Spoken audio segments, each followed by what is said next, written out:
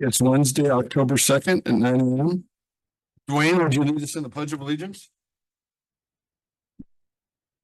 Pledge allegiance to the flag of the United States of America and to the republic for which it stands, one nation under God, indivisible, with liberty and justice for all. And we have Stephen Gilday with the morning prayer from the Law Enforcement and First Responders Chaplain.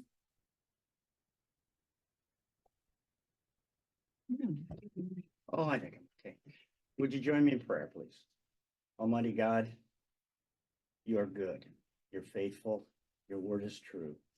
We ask, Lord, that you would be with each one here today as they conduct a business that is before them, that your spirit would fill each of us, Lord, with understanding and grace. We thank you, Lord, in Jesus' name, amen. Amen. Thank you. Any public comment before we get started?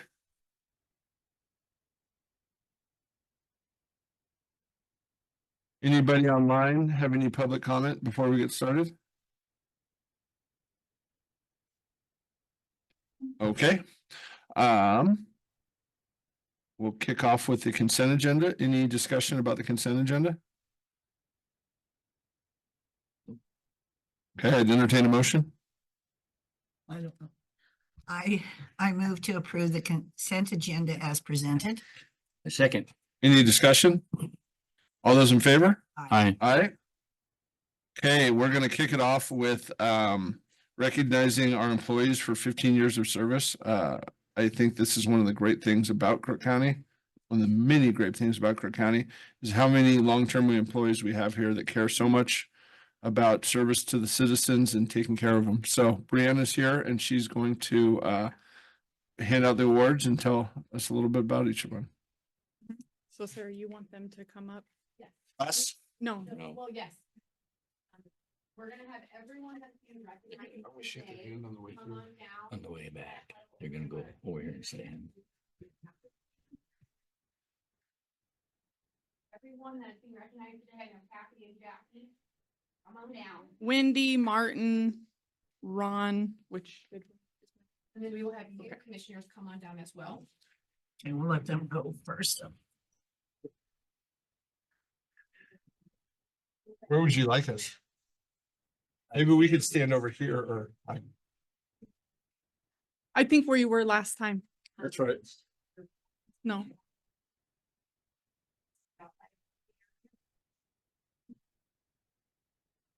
I guess I'll have to look at the list because I just went off of what I was doing. I'll look at it and I'll let you know for sure.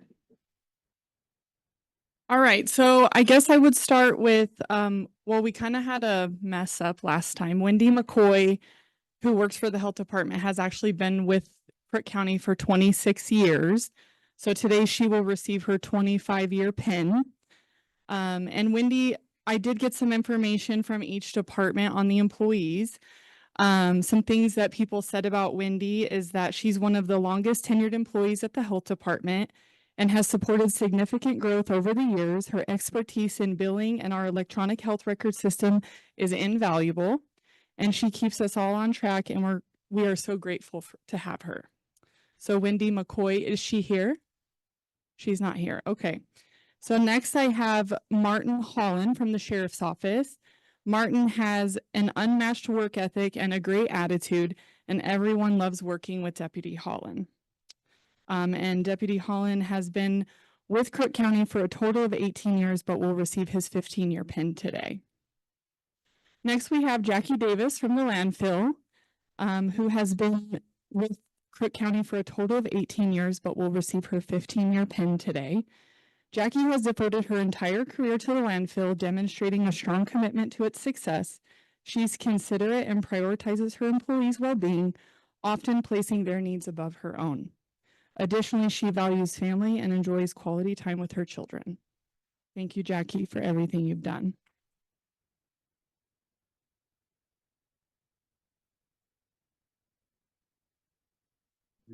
And next we have Ron Ledford from the road department, who isn't here today. But I would just like to mention that Ron's been with Crook County for a total of 18 years. Will also be getting his 15-year pin today. Ron is very safety conscious and is instrumental in stopping and doing it the correct way. Ron represents the voice for the crew on matters that arise that need addressed. Ron has a great knowledge of traffic control and helps set up work zones properly. Ron will do any job that is asked of him, picking up roadkill, sanding early mornings on Juniper Canyon area to keep the road safe, loading trucks at the stockpiles. So thank you, Ron, for your service. I know you're not here today, but thank you. And next we have Brandy Lang from the Sheriff's Office. And Brandy has been with Crook County for a total of 18 years and will receive her 15-year pin today.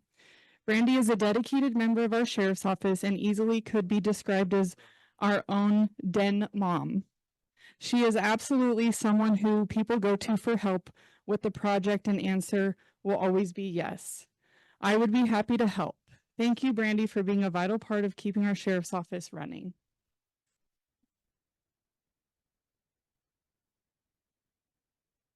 Next, we have Kathy Puckett from the Finance Department. Kathy always goes above and beyond for the employees and the taxpayers for the county. They are always her first priority, and she strives to do the best she can every day. Hard work is very much appreciated, Kathy. Thank you.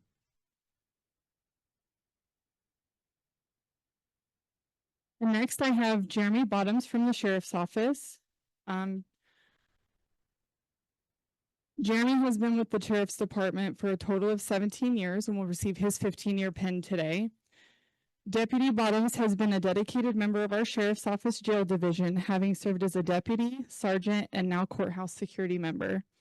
Thank you, Deputy Bottoms.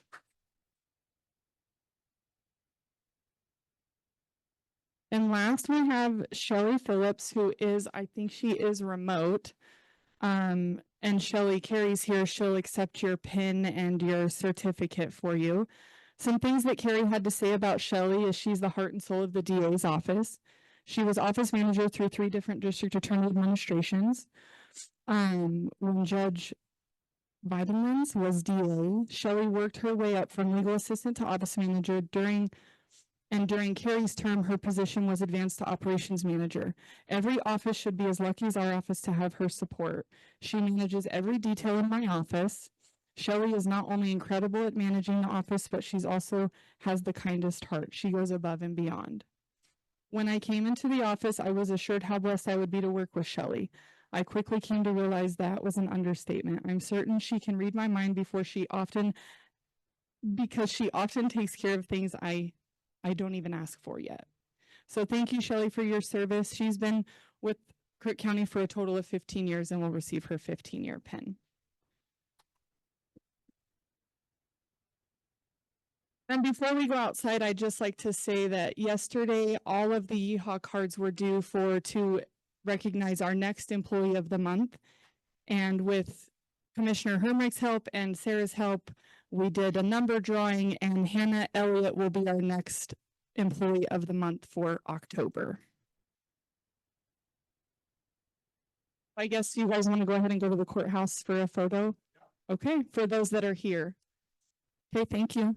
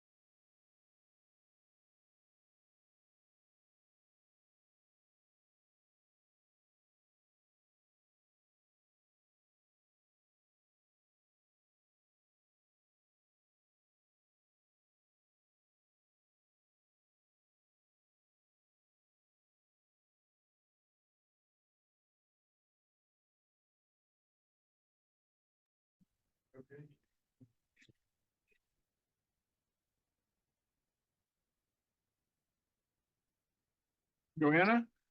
Hello. Come up, please, yeah.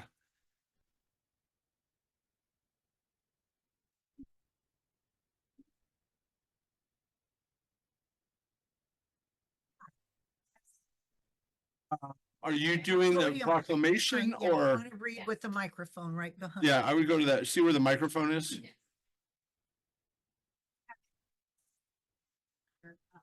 I would like to read it not on my phone. Oh.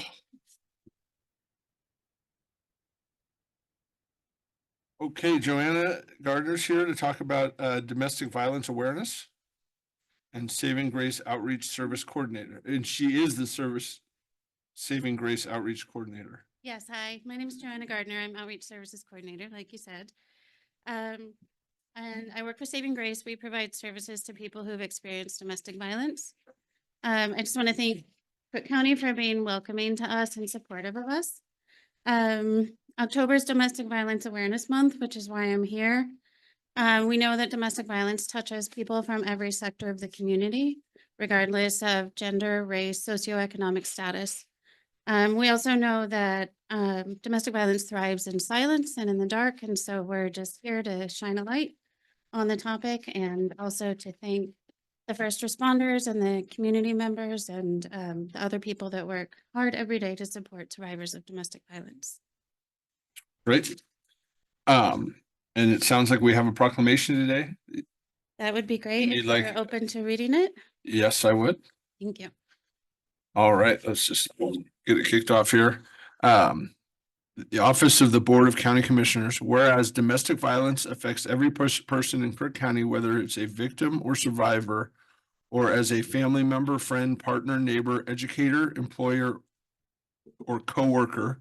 And whereas systematic oppression and inequality create a culture in which some communities are especially targeted for violence and experience greater barriers to access service. And whereas now more than ever, we are being reminded that we are capable of change, and each person makes choices every day that either supports or challenge a culture of violence. And whereas each individual in Crook County has a role to play in moving change forward and promoting health and safety for all people by not tolerating violence, by promoting accountability, and by participating in the efforts to end violence.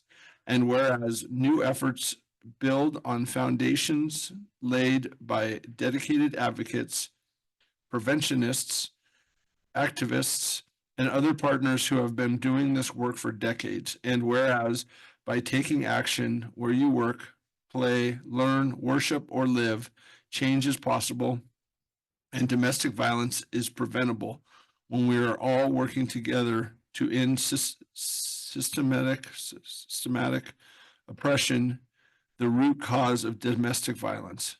Now, therefore, we, Crook County Board of Commissioners, hereby proclaim October 2024 to be Domestic Violence Awareness Month in Crook County and encourage all Oregonians to join in this observance. Thank you very much for all you do.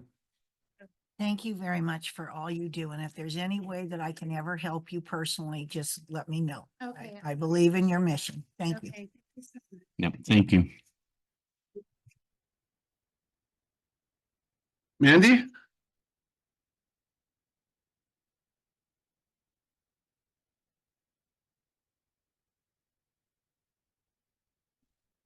She must to sign this right away. Would you like us to sign that before you leave? So you don't. Do you want us to just knock that out for you? Oh, do we sign this one? Okay. I was just thinking, then you can take it with you.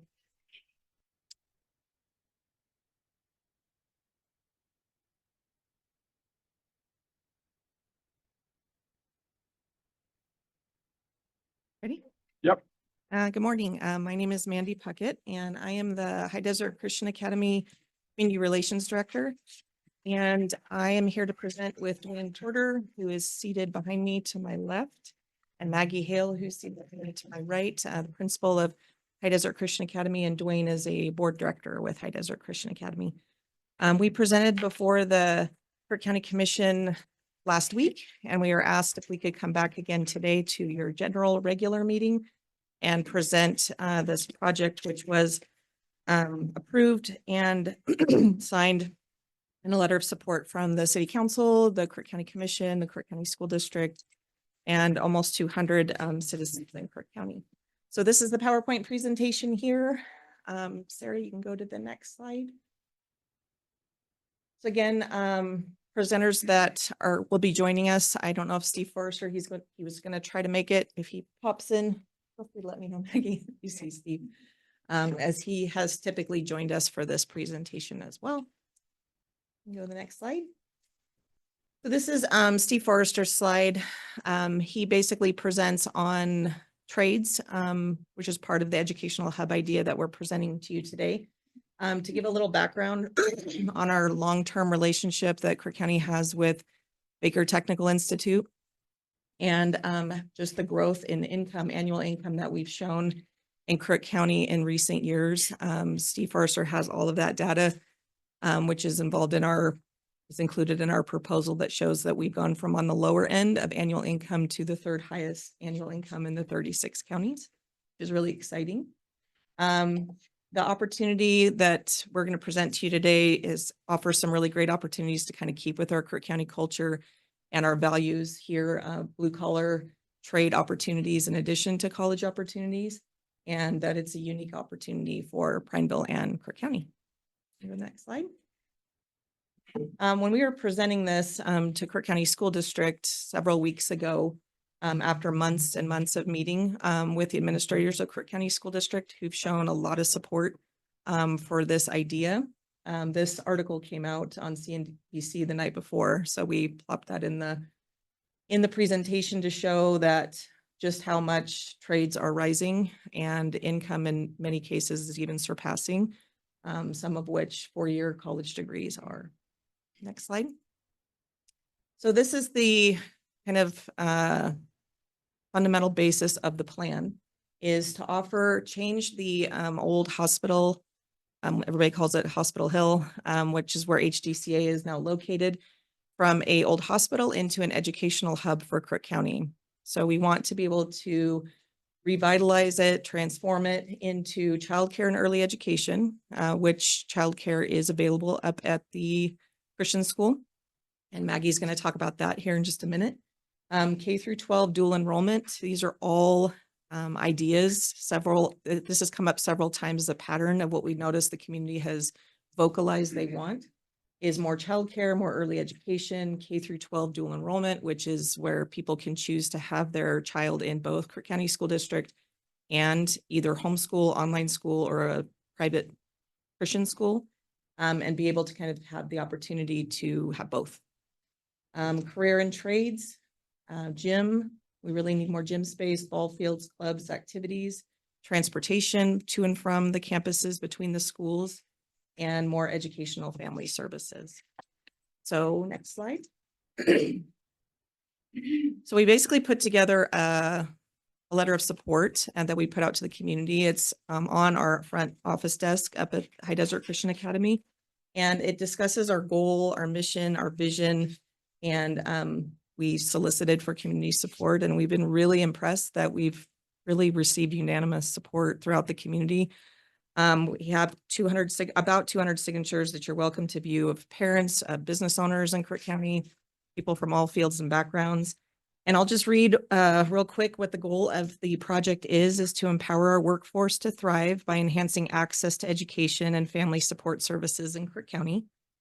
Our vision is to build capacity that addresses the educational and family support needs of our community, from the very youngest to the very oldest of Crook County.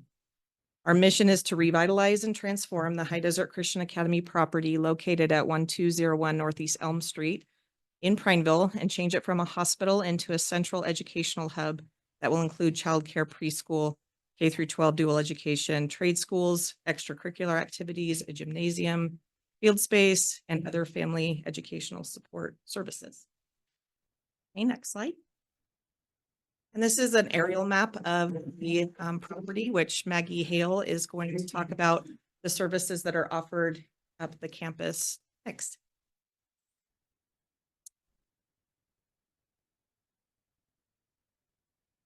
Okay, thank you.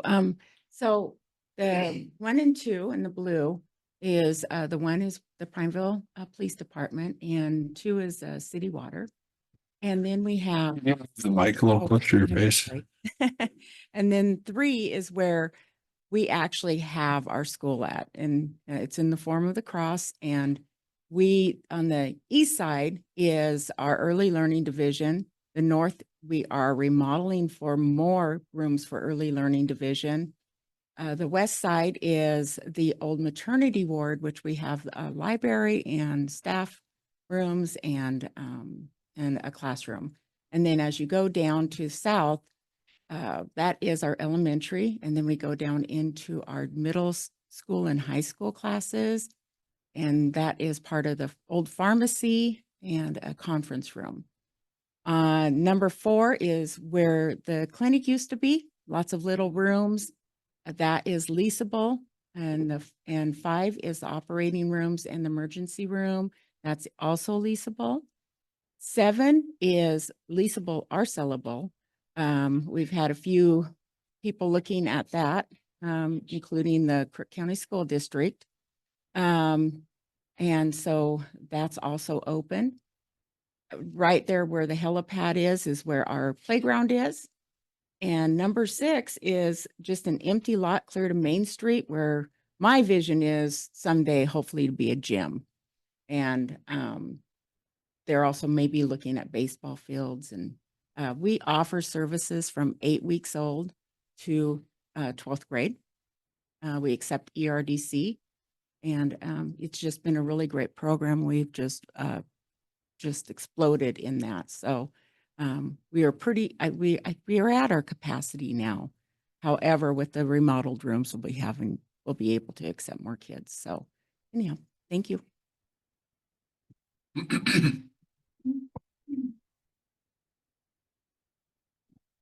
All right, any questions on the map or the services we offer, what we're trying to do at this point before I turn it over to Dwayne?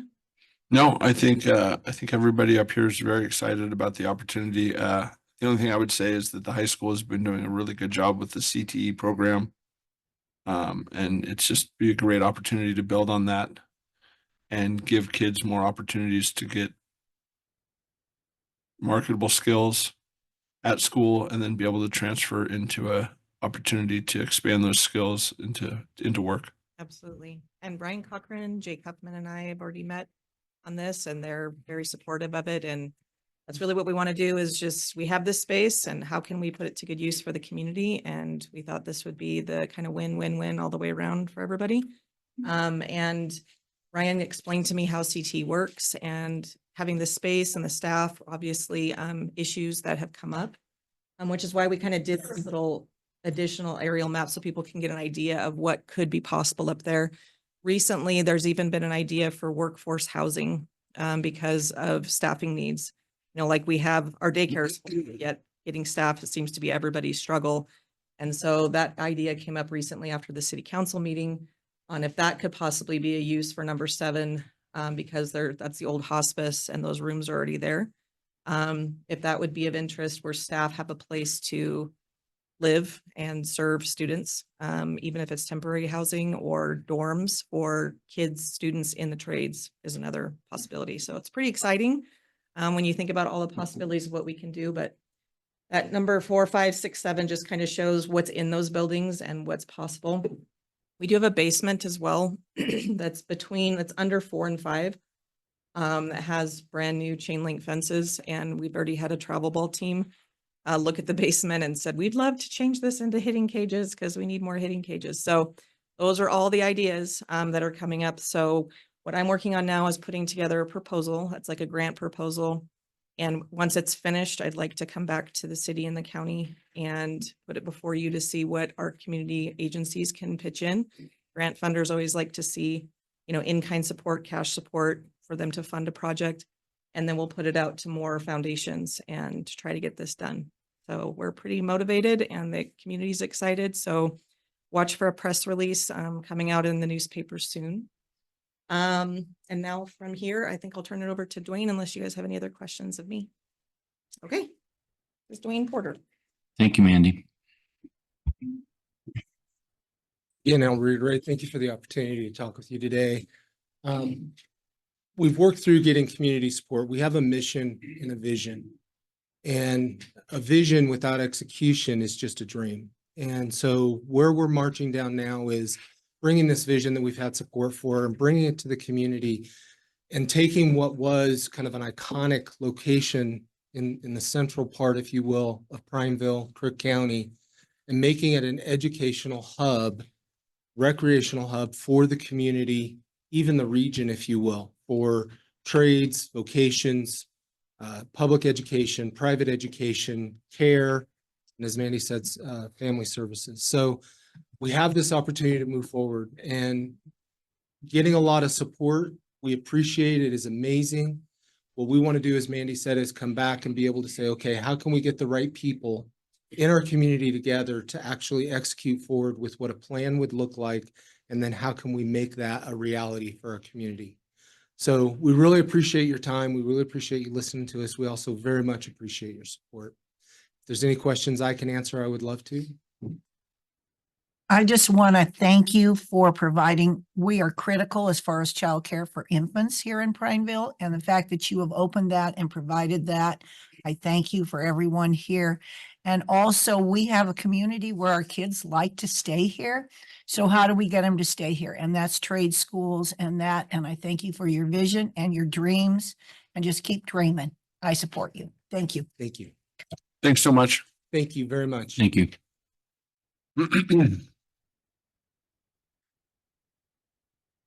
Marianne, are you coming up by yourself or are you bringing your two groupies there? Okay, good. Well, hey, James, can you move a couple chairs up for him?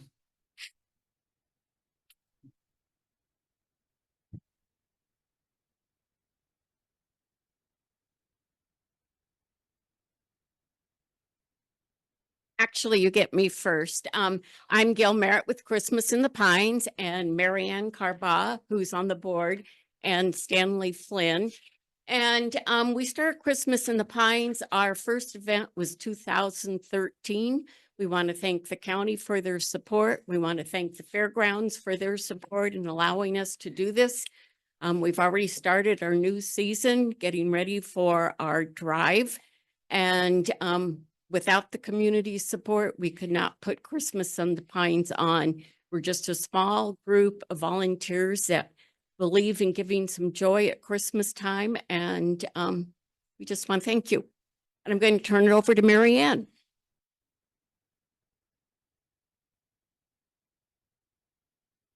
Okay, well, what I'm here to ask about is, I have to be very close, okay.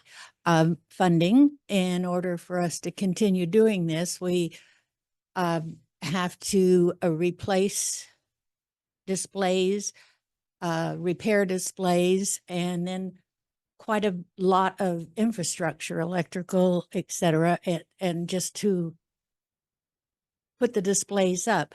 So each year we have to kind of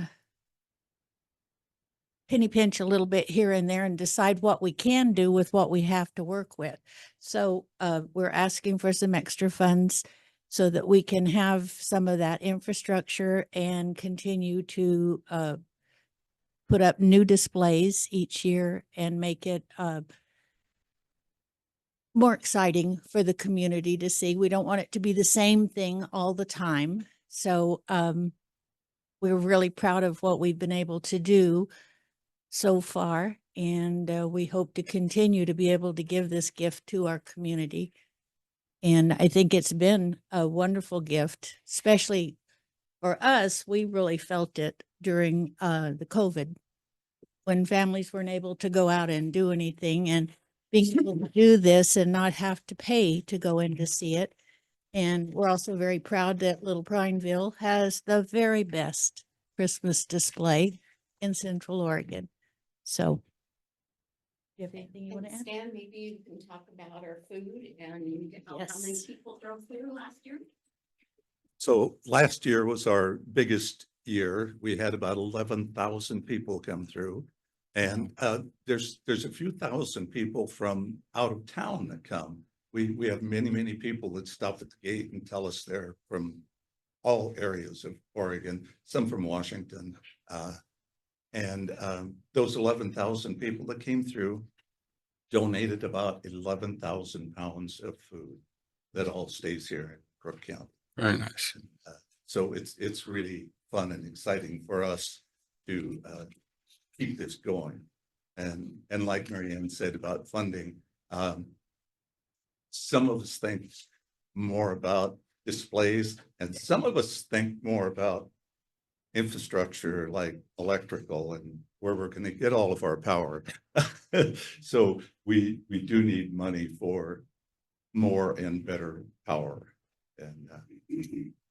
And you have helped us in the past, and we thank you very much for that. Well, the great thing about Christmas lights is it doesn't matter if you're an infant or you're 2 years old or you're 80 years old, everyone loves Christmas lights. So I am very glad that the commissioners formed a community fund. And I feel that obviously that this would be a very, very good use of this money. So I would make a motion to go ahead and fund Christmas in the Pines, the $5,000 that they're requesting, and to take it out of our community fund. Thank you very much. And I happily second that. Thank you. Yeah, I would, I guess any discussion, and my discussion would be just thank you guys for all the work and care you put into it. And it really is something that the community looks forward to every year. And I'd entertain a vote. I vote yes. Yes. Yes. Thank you very much. Now, like last year, we turned No our more lights money, on special. Stanley, you're done. Nope. I'm not asking for money. You know, since you guys are eager to help like you are, Friday morning about 9 o'clock, I have about 40 T-posts to pound in. And if any of you would like to come down and help, you need those.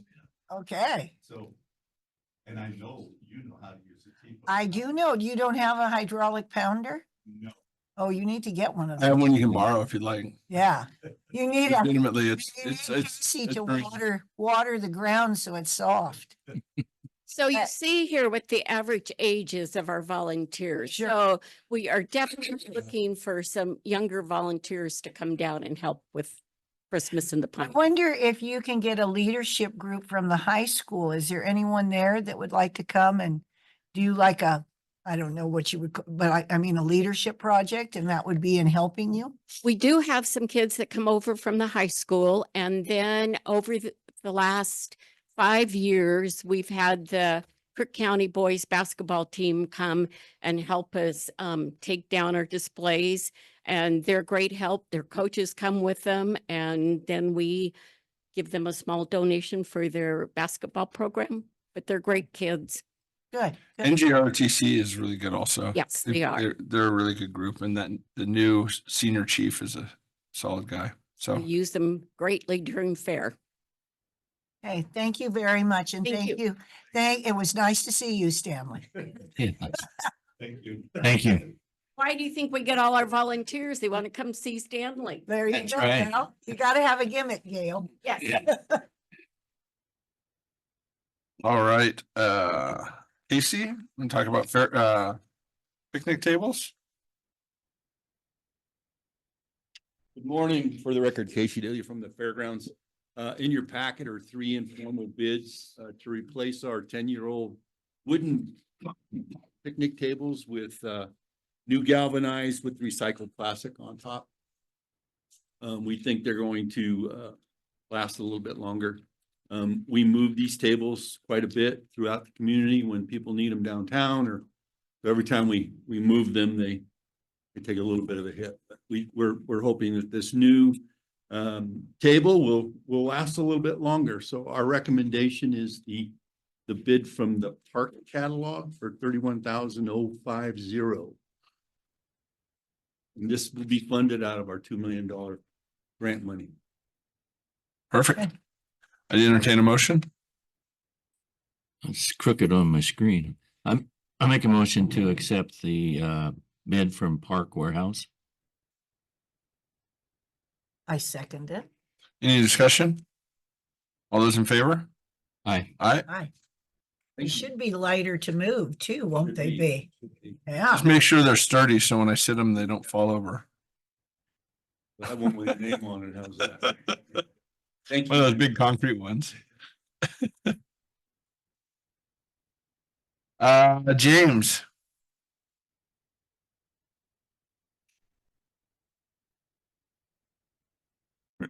Morning, Commissioners. James Fruce, Director of Facilities. I'm sorry. So I'm here to talk about the Justice Center janitorial service procurement. The county needs to secure janitorial services for the new Justice Center facility. Under CCC 3.12.060, we require 3 informally solicited competitive price quotes, which you have in front of you. After reviewing the quotes, facilities recommends awarding the contract to Central Oregon Janitorial Services. Facility feels they will be best serve the interests of the county for the following reasons. Central Oregon Janitorial Service is currently providing similar services for facilities such as OSU Cascade, Ben Surgery Center, and Lowe's. Central Oregon Janitorial Services got high marks from references. Our Central Oregon Janitorial Service also has the necessary staffing to perform the services and has been excellent in communicating throughout the process. They have come out and looked at the building numerous times instead of just going off the drawings. So that's our recommendation, facility recommendations for that service. We provided you the quotes. I don't have any Great, questions. Brian. Pardon? Are you good with it, Brian? Yeah, I'm good with it. Commissioners, this is kind of time sensitive. We want the work to start, I think October 7th is what we want. We have sent them a copy of the contract. They haven't sent it back yet. There is a counterparts clause. But it might make sense to make a motion that authorizes you guys to sign out of court once we get the signed copy back from them. I'll make a motion to approve Central Oregon Janitorial Solutions and to sign the contracts out of court whenever we receive them. I second the motion. Any discussion? All those in favor? Aye. Aye. Aye. Thank you. Thank you. Thanks, James. Katie?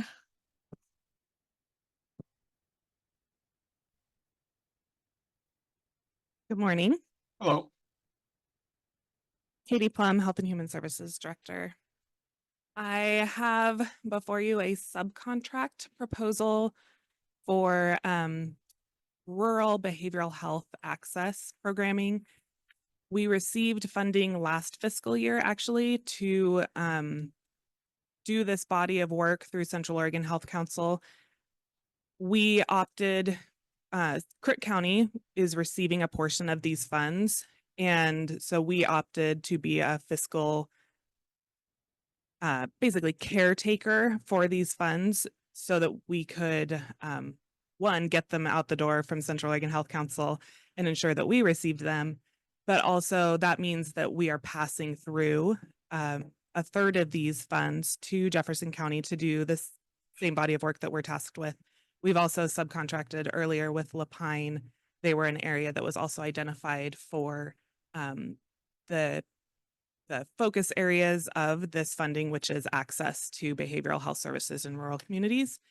So this particular subcontract is one of 3 of those original funds going to Jefferson County for the body of work that they have developed in partnership with Central Oregon Health Council.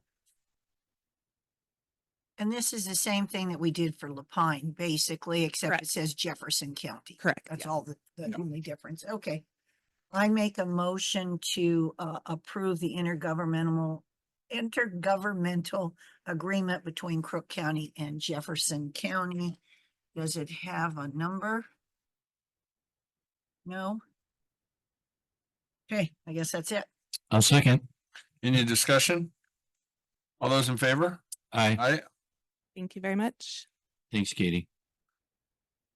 Aye. Oh, yeah, I'm sorry. I nodded my head. You weren't looking. Susan? Oh, this is me. Okay, this is Jackson County sent a letter about the wildfire hazard map. And basically, it expresses opposition to the adoption of the wildfire hazard map developed pursuant to Oregon Senate Bills 762 and 80. The letter notes that the map contains substantial errors. The development of the map lacked transparency and public involvement, and it relies on outdated data. The letter pushes instead for a comprehensive approach that it takes into account properly managing surrounding public lands. We ourselves as Crook County, as Will can tell you, have come out with an objection already on the basis of just the county.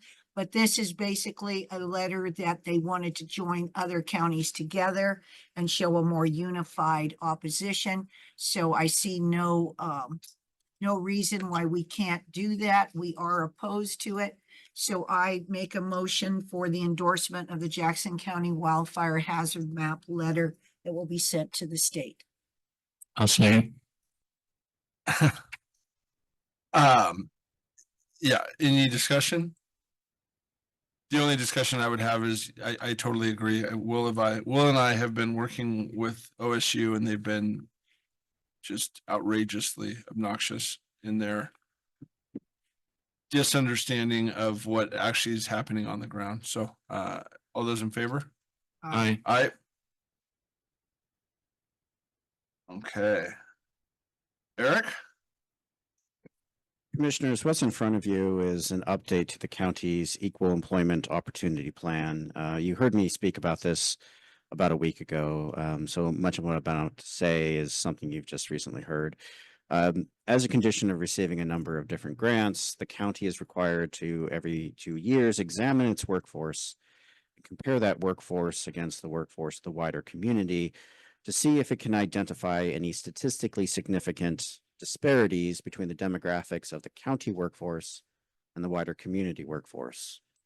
The hope of this obligation is not necessarily to require any affirmative action on the part of the county. For instance, the county does not need to have a hiring quota and certainly should not be treating different job candidates differently. But the hope of the program is that if employers look at this demographic data and find some statistically significant disparity, those employers can then examine whether those disparities are the cause, have been caused by some discriminatory action, or if there is an innocent explanation for it. This is the latest iteration of Crook County's Equal Employment Opportunity Plan. And I'd like to discuss a few of the issues that we had to confront in drafting this. The first is that to compare the data, we use what's called the EEO4 form. That is a form published by the U.S. Department of Justice. And we compare it against a Census Bureau report for the wider community workforce in Crook County. One of the frustrations we've had is that for the last many years, those two forms do not align perfectly. The plan describes, for instance, the differences between different job categories used by one or the other. The plan describes how we are going to sort of square that circle and use the numbers in some cases. So as an example, the EEO4 form has a job category called protective services. So far, so good. The census report, the American Fact Finder, has two job categories, one for sworn protective services and one for unsworn protective services. For the purpose of this plan, we've decided that we are going to compare the protective services numbers from the EEO4 form against the combined numbers from the American Fact Finder form. We also ran into some issues where the Census Bureau reports that there are no people in a particular job category in the wider community workforce, where Crook County does have employees. That's not wholly unexpected. The census report is a few years old, so there are going to be some differences, but we had to acknowledge those. The biggest problem that we had is determining what is the statistical significance for any sort of disparity. There is a complicated formula that is used to determine what's called the standard deviation. And the United States Department of Justice advises that 2 standard deviations can be considered significant. All right, so far so good. They also advise that when there are job categories, and there are 112 job categories on the EEO4 form, that have 30 individuals or less, they can be disregarded as just being too small to have any kind of significance. One of the problems we had is we couldn't tell if the expectation is those are 30 individuals in the county's employment workforce or the wider community workforce. And that's important because that helps determine the data set from which the calculation is based. So as described in the Equal Employment Opportunity Plan, we ran those numbers in 4 different ways to determine the standard deviation. What I would recommend is it's at the very top of page, what is that? 108 of your packet. That what the county would examine is a comparison between the difference of the percentage of Crook County's workforce made up of a given category versus the percentage of the wider community workforce made up of that same category for those positions where there are at least 30 individuals in the wider community, not only 30 in Crook County's workforce. The reason for that is twofold. First, if we only use those job categories with 30 individuals in the county's workforce, we would really only be examining 3 out of 112 categories. And subjectively, that felt too small to me. If we use what I'd recommend here, the county is going to compare 17 out of 112 job categories, and that felt like it would lead to better information. The second reason is that that would then lead to the second smallest standard deviation. And the smaller a standard deviation is, the more likely it is to be found that there is some statistical significance. Again, if we used the smallest standard deviation, that would only be applied to 3 job categories, and I just felt that was too small. So having applied that, you have in your packet the calculations that we have used to determine if there are any statistical significance. And based on that, out of 112 job categories, there are 3 that might have some statistical significance. And of those 3, Crook County simply does not have any employees in that category. So really only 2. I mention that because when we first started drafting these EEOPs, we found that there was a higher proportion of job categories that had some sort of over or under representation. The first year we found 12 and then, or excuse me, 15. And then the next year was 12 and then it was 7 and then it was 3 and 3 and 3. And now it is 2. So whatever it is that Crook County is doing, it seems to be working because we are close to having no job categories with any statistically significant differences between Crook County's workforce and the wider community workforce. Based on that, unless you have any sort of questions for me, I would recommend a motion to approve Order 2024-43. What we will do is we will include both the order, the plan, and the 2 charts. The 2 charts are in color, and when we send them up to Cheryl for recording, they'll have to be in grayscale, but I don't think that's going to scotch anything. Very good. Eric, I want to thank you for going through this thrilling information and doing all of this for us, because I'm sure there were moments when you wish you didn't have that. So thank you very, very much. I really appreciate that, Commissioners. I'd like to also thank the department heads. They were a big help in compiling the necessary demographic information. And that is frequently a thankless task. So I want to appreciate all of them. Yes, for all of you, then I thank you. I will so move your motion. Second. Any discussion? All those in favor? Aye. Aye. Aye. Oh, sorry. Another nod. Motion, so you got to know I'm approving it. Okay. All right. Do Wait, or you got nothing? Okay, commissioner updates? I don't think I really have anything, do I? Do I have anything? Well, we talked about something yesterday and it's flown out through my mind. I have something real quick. Go ahead. I went and worked, convened a meeting with the schools, the state, and the high school trap club. So I'm pretty excited. We've got a potential home for a trap club out Paulina Highway.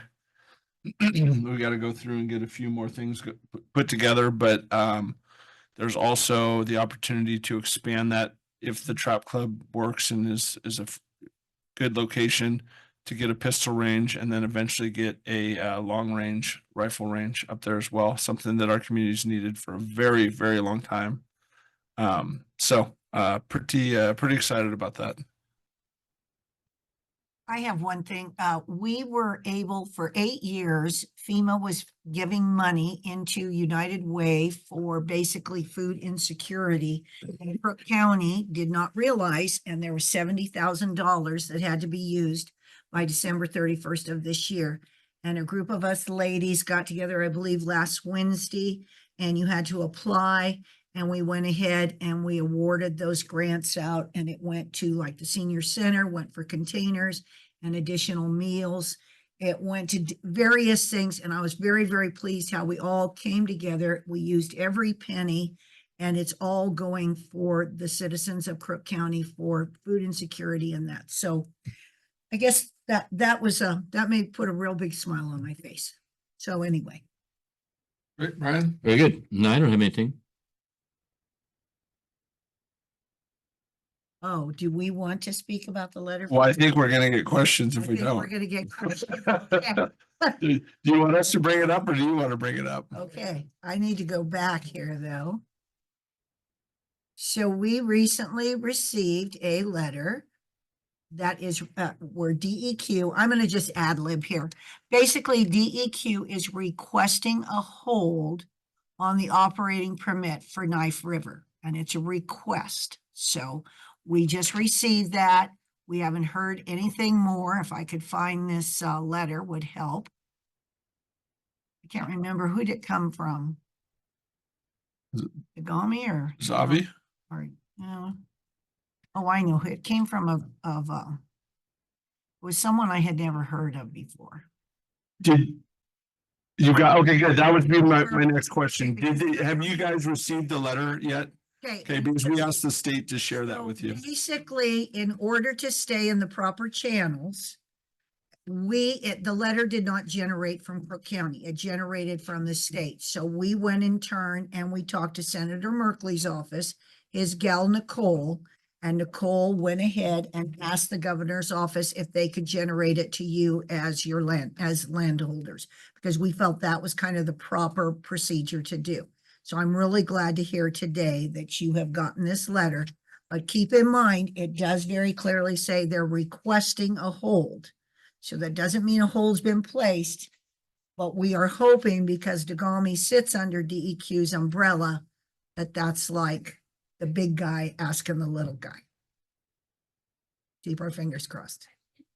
Well, let's chat for a little bit. Well, yeah, why don't you you got to come up and say your name and where you live and garbage. I know. It's life. Thank you, Sarah. Totally, I blanked. Thank you. I'm Julie Thompson and I live here in Prineville on Green Valley Road. And my question is now the way that I read that letter, the county now has reason to pull the wash permits.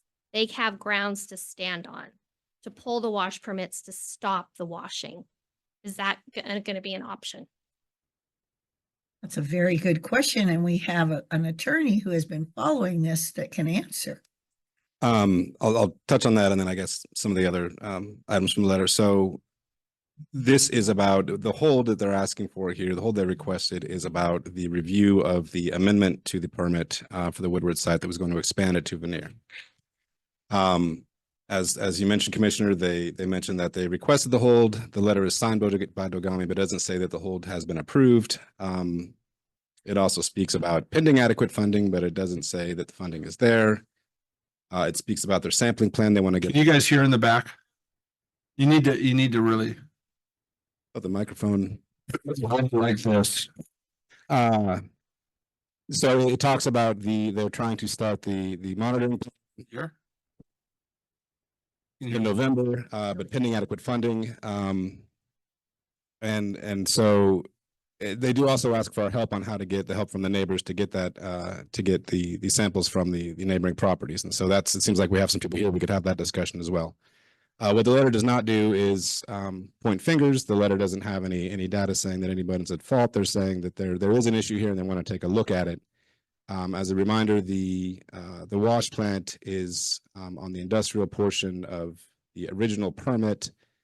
That is not on hold. That is not in question. What they are looking at is the expansion to the veneer property, which is a precondition for any operations under their land use permit here in Crook County.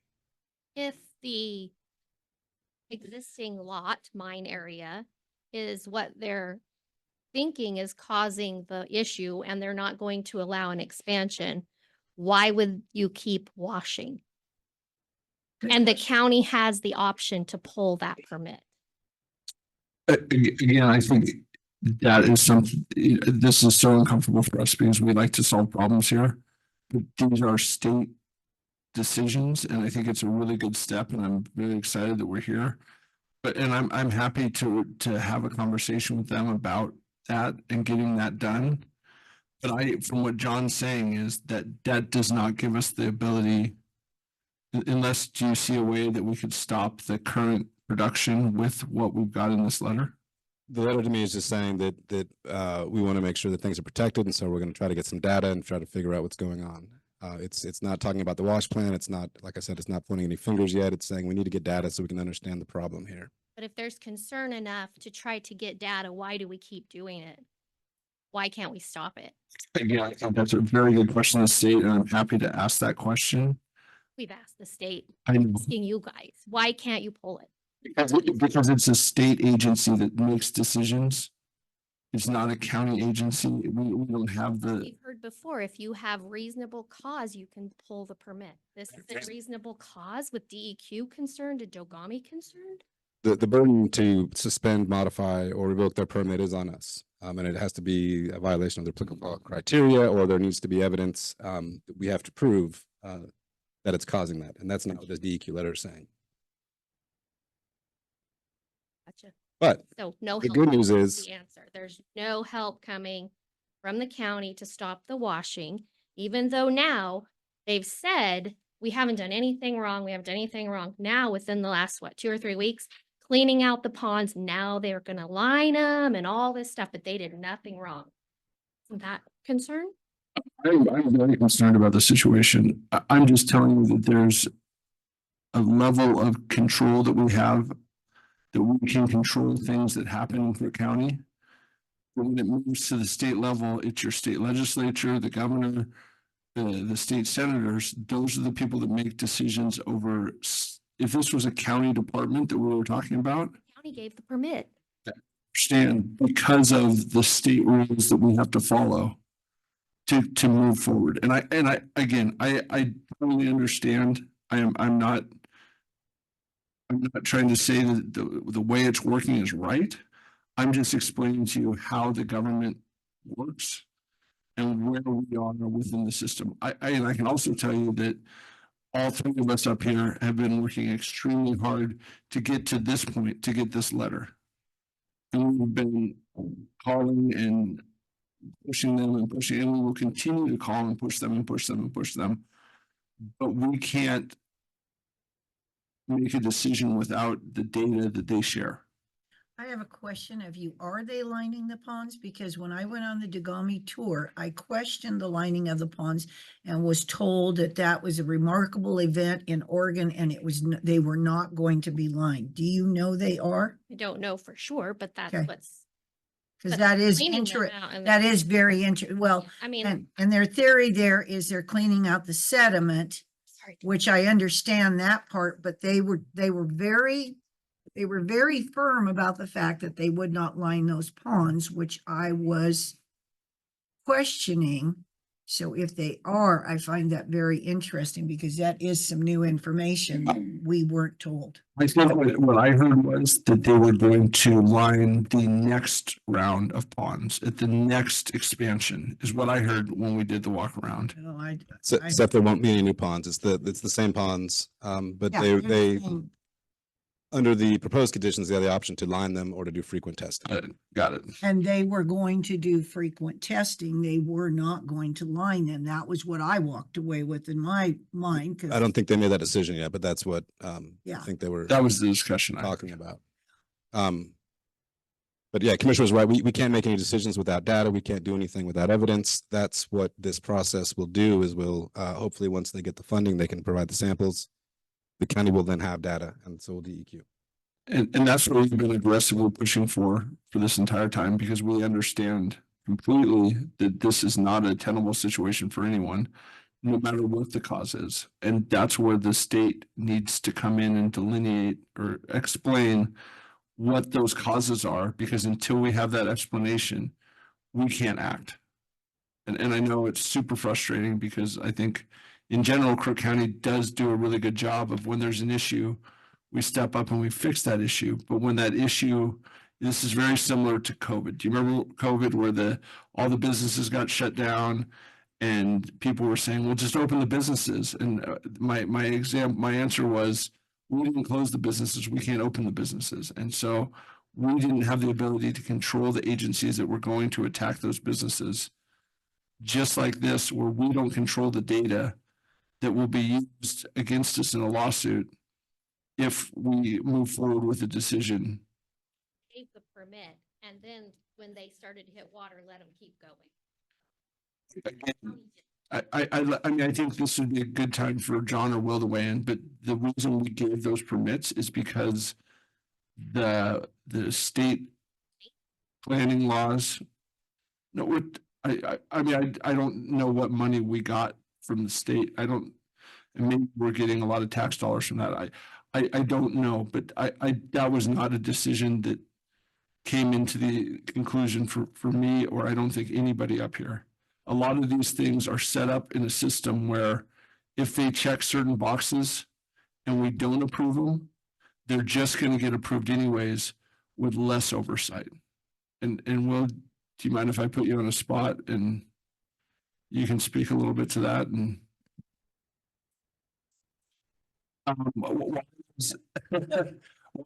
why did we approve these in the first place? I wasn't around, excuse me, I wasn't around when the Woodward pit was approved.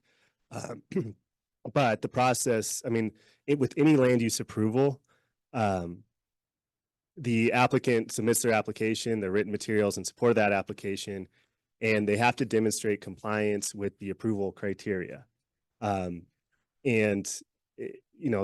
With Woodward, I'm assuming the Planning Commission reviewed the applicable approval criteria to justify the plan amendment, to justify the conditional use permit, and found that they complied with the standards that apply to that type of request.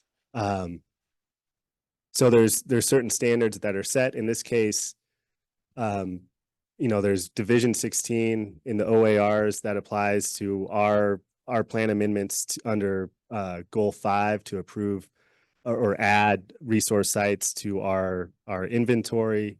And then there are conditional use requirements in our county code that apply that an applicant has to demonstrate compliance with. As far as allowing them to continue to mine when they hit water, I'm not familiar with, how that or when that happened. If it was early on in their mining, that part of the history I'm not familiar with, so I can't speak to that part of the history. But I mean, in short, there's certain criteria that every applicant must demonstrate compliance with, and it's their burden of proof to do so. But if they meet those criteria, then they're going to be entitled to an approval. If they don't meet those criteria, it gets denied. And what Will didn't touch on is where the wash plant is zoned industrial. The near is EFUs, where they did, and the back part of Woodard's is EFU.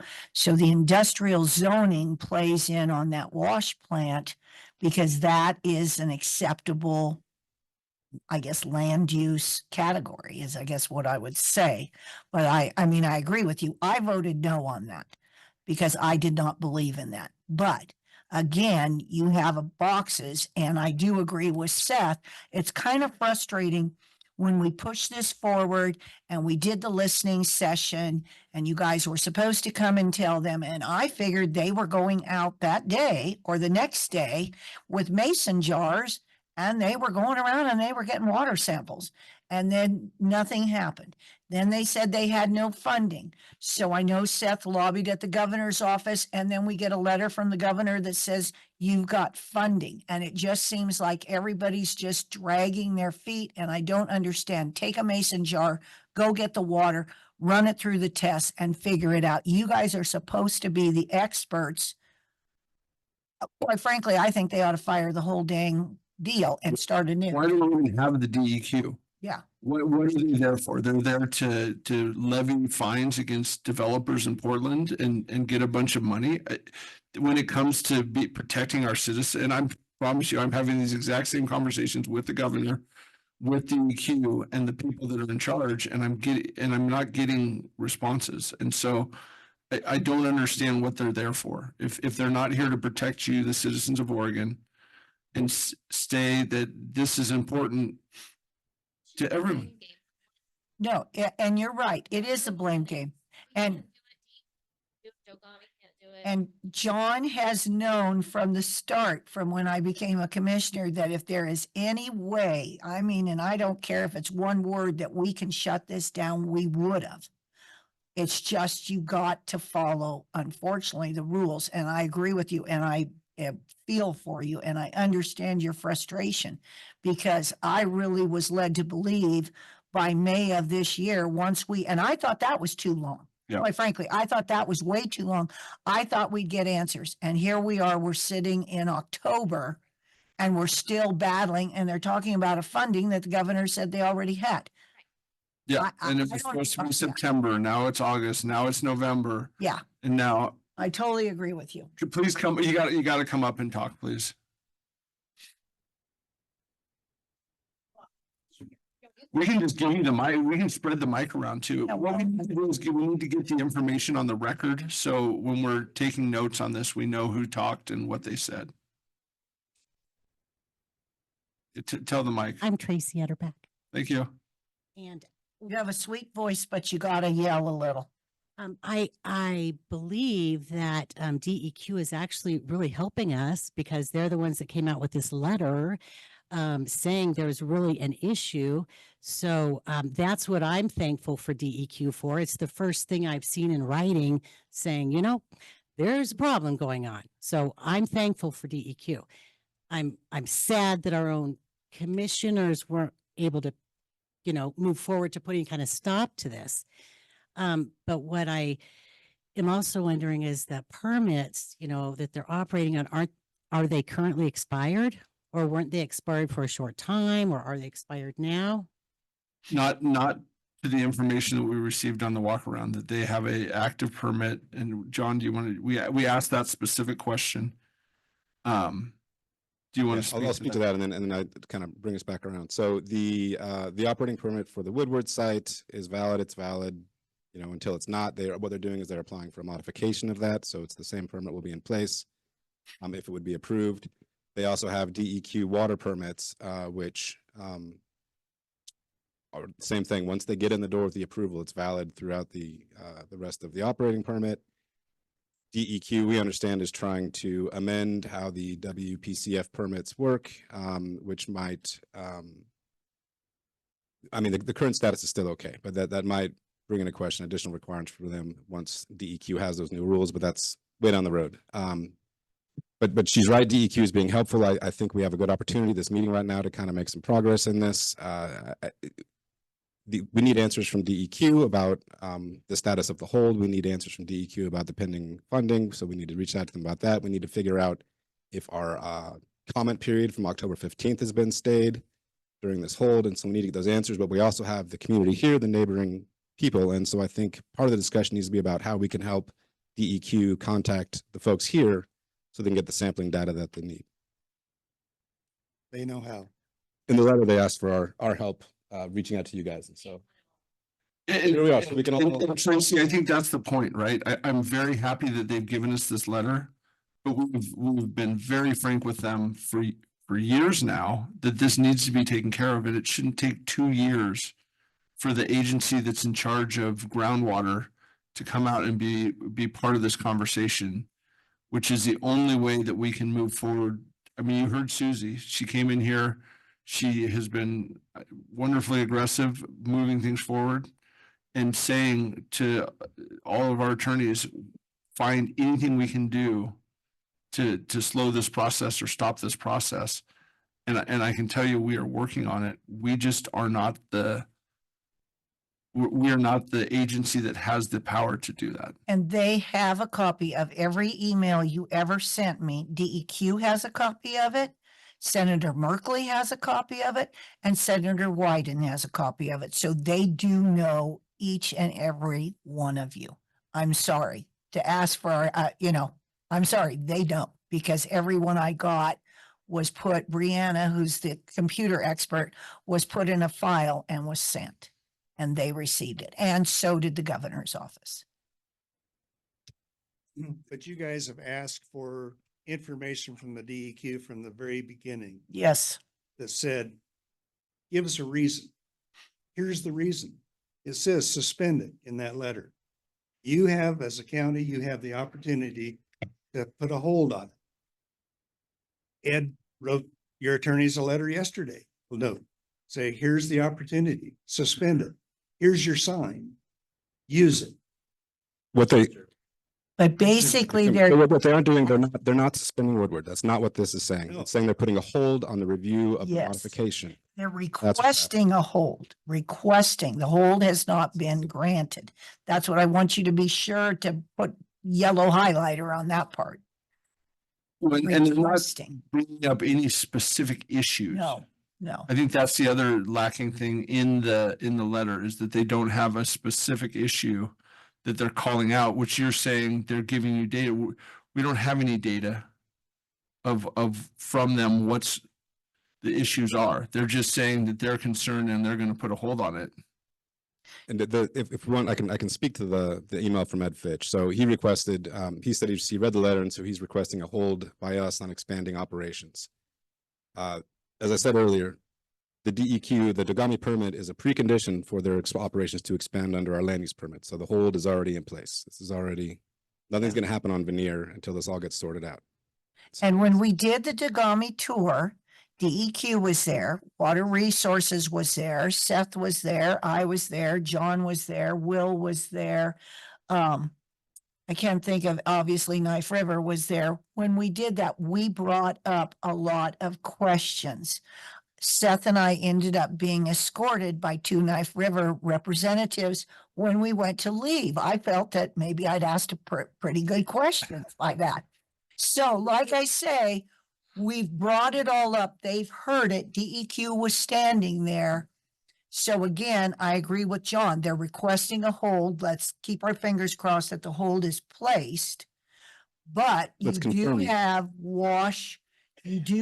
a wash plant on industrial zoned ground. But the holding ponds are not on industrial ground. No, they aren't. And I agree with you. And I asked a lot of questions about that, and I totally agree with you on that. And I find it interesting if they've decided to line them. So have you received and read the application for their mining permit for the expansion? we Yes, have. both Will and John have. Yes. We had to get that through a FOIA. And Jim Newton wished he could have been here today, but he had a conflict. I'm not speaking for Jim, but the part of what jumped out at him is they're proposing now that they, the problem that they don't have to now line the ponds. Very interesting. That's one of the many problems that he sees. I think you guys need to read and study that, or Okay. have somebody like Jim Newton help you understand it. Because he's the geologist, I'm not. But we've become students of this whole freaking deal. And it's affecting, I could leave, I'm retired, kind of. I could leave, but this has affected my friends and neighbors a lot. And it's destroyed their real estate values. And it's just wrong. And so when I read that letter from the DEQ, it doesn't say kind of, maybe, sort of. It says suspend the thing until we get it figured out. Can I interrupt, Dick? Yep. Second paragraph, last sentence says, DEQ requests more time to assess the potential impact to groundwater from the current and proposed expansion operations. Current and proposed. Not just the proposed. The current and proposed. What does that say? That doesn't take interpretation. It says they're trying to get data and evidence so they can see what's going on. But they have question about it. That's enough reason to stop the washing until they figure out that it's not the washing or it is the washing. It sounds that way, but It But sounds, it is that way. but that what he's telling you is it's not. Yeah, and just to add to that, if the washing is the problem, if the washing gets suspended and then they start the testing, it won't reveal what the problem is. So like if we want to see it's coming from Knife River, there needs to be something coming from Knife River while they're testing it so they can see where it's coming from. Like Jim Newton said, they're drilling all these monitoring wells and making all these promises. They've drilled the monitoring wells into a compromised aquifer. They screwed it up.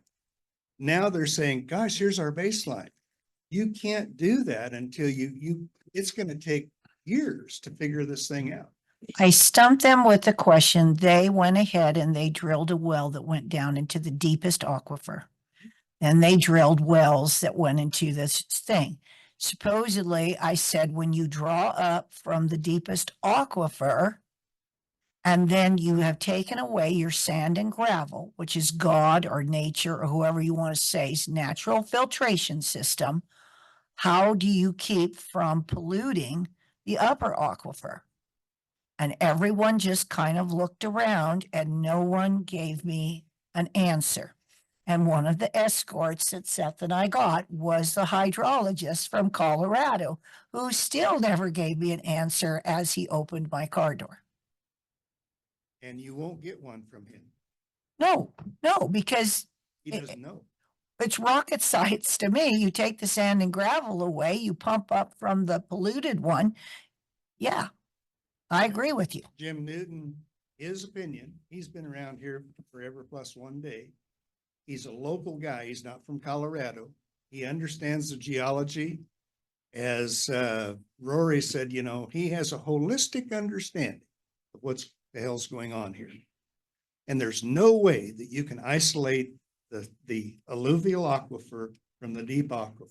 You just can't do it. No. And so for them to say, gosh, just drill a deeper well, that doesn't solve the problem. No, there's 110 feet of clay, according to him, Right. in between the two aquifers. And then you get into a whole different set of contaminants when you go to the deeper piece. Yes, you do. So I think that it behooves you guys to figure out a way to say, we're on board with DEQ. We agree that we need to suspend this, take a timeout, and the county needs to back that play for the folks. I'll just say, if I can just step in real quick, We've got his last point. That's exactly what the county is trying to do. We are one of the two reviewing agencies. It's us and DEQ to provide comment to Dogami on this proposed expansion. That's precisely what we're trying to do, is to work together with DEQ to make sure we are saying the same thing, to make sure this aquifer is protected. The catchphrase I keep hearing is, we're concerned that Knife River. Okay. Has Knife River told you they're gonna sue you? Have you got a tort claim notice from them? We, the folks, have given you one. Mhm. And we've already noticed Knife River that we're gonna sue them in federal court and on a class action lawsuit. But you guys won't step up and protect the people. That's the problem. I totally disagree with you, Dick. We've been fighting extremely hard.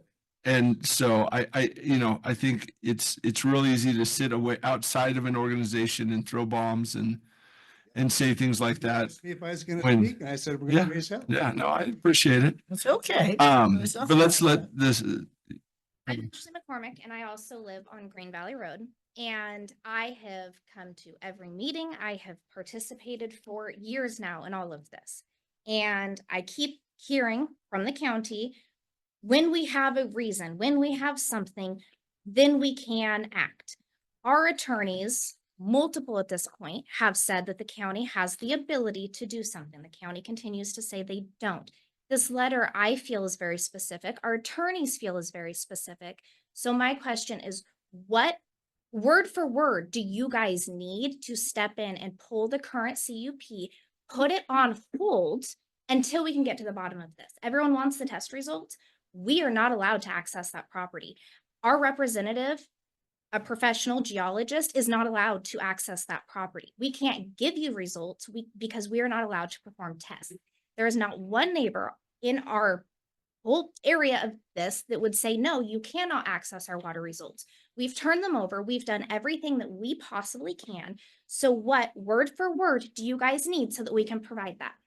And I want you to know I addressed that at the Dagami tour. Why was it secrecy? Their wells were secrecy and yours weren't. That I addressed that. And again, I didn't really get an answer, but I left with the hydrologist from Colorado. If you want the people to trust you and you truly believe in your information, not saying whether it's right or wrong, you need to share these results to the public. And Dagami, when asked specifically, is this a public document?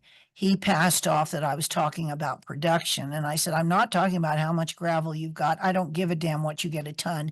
I want to know the water. And he did kind of finally have to say it becomes a public document. At what point would be the point that I never got that. And I don't think that was provided. So that was definitely pounded into them at that tour. But as far as you guys, what do you need? I think that's a very good question. Yeah. Yes, you're a very good spokesman for this. All of these folks, Yes. they all believe that this letter that you guys received was clear as day. So the fact that once you guys receive it, there's suddenly room for interpretation, they do not feel that's the case. So I'm going to ask again, what specifically does our county need so that they can provide it to give us a halt to start getting you this information? Well, again, legal. There you go. Yeah, what do you got, John? That's a good question.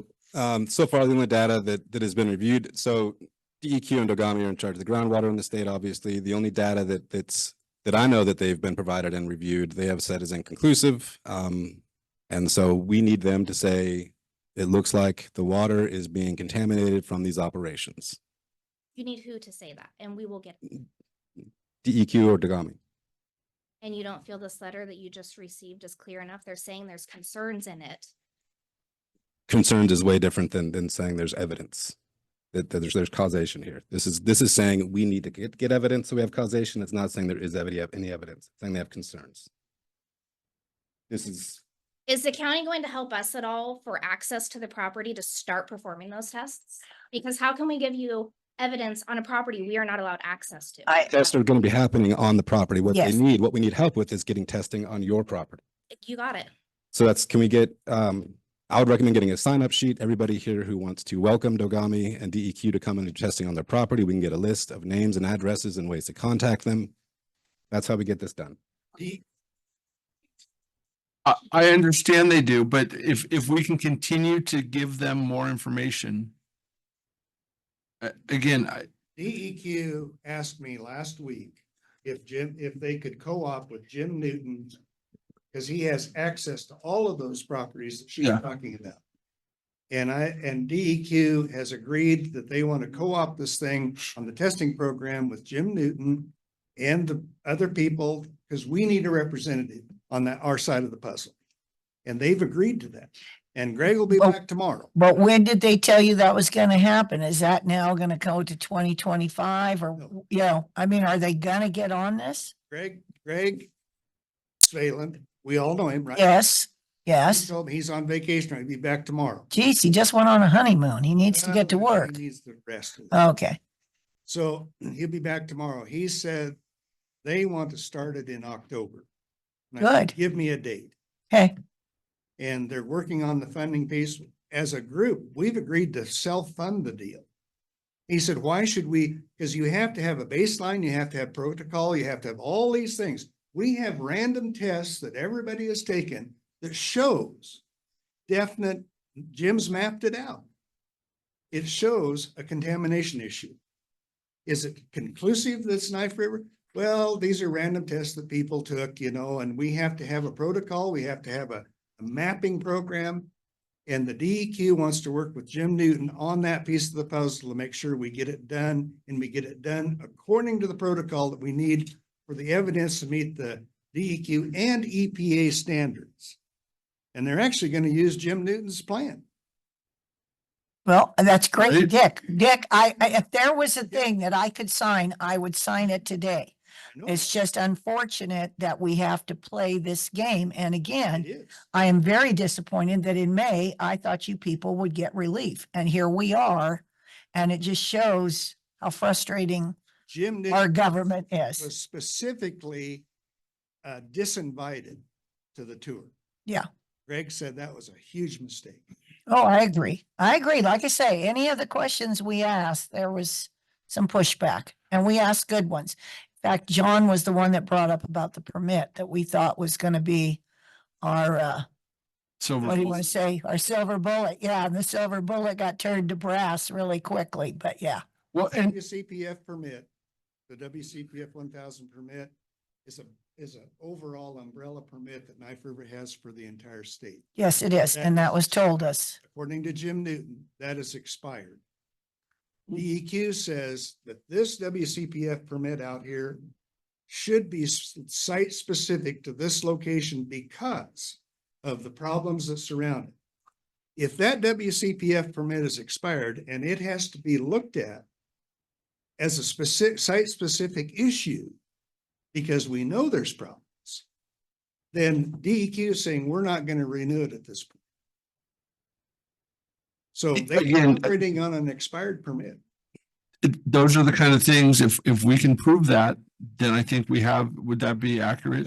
We had those discussions with DEQ following the information. What I'm saying is proving what Doug is saying is that if it were to be expired, then there would be a problem and we could move forward with that. But what we're hearing from the state is that it is not expired. And so if you have proof that it is expired, please give it to us. It's an And umbrella deal and they're working on getting it renewed. Technically, they can continue under the umbrella until they figure out what's going on. You know, if I lost my driver's license, I said, I'm getting around to renew it when I get around to renew it. but you just said technically it Technically, according to Jim Newton, yeah. that the umbrella deal, even though it's expired, It's they still can usable. continue Yeah. until Dogami does a site review. Yeah. And that could be years. So back to the past speaker, if you have things from your attorneys back in the corner there, if you have things from your attorneys and they think that there's ways that we can do this, I know that Dick has sent us stuff in the past. It didn't work out. It did not, we researched it. It was not going to be workable. If you have specific things that they think that through this letter, we can do things, please have them share it with us. I would want to see that. I can't guarantee that we'll agree with them, but whatever we can have that makes sense, that we can run down legally, we're doing every single thing that people are bringing up, we are pursuing to the fullest extent of the law. I guess is the best way to say that. And so please, if they have specific things and not just saying, well, this should be enough.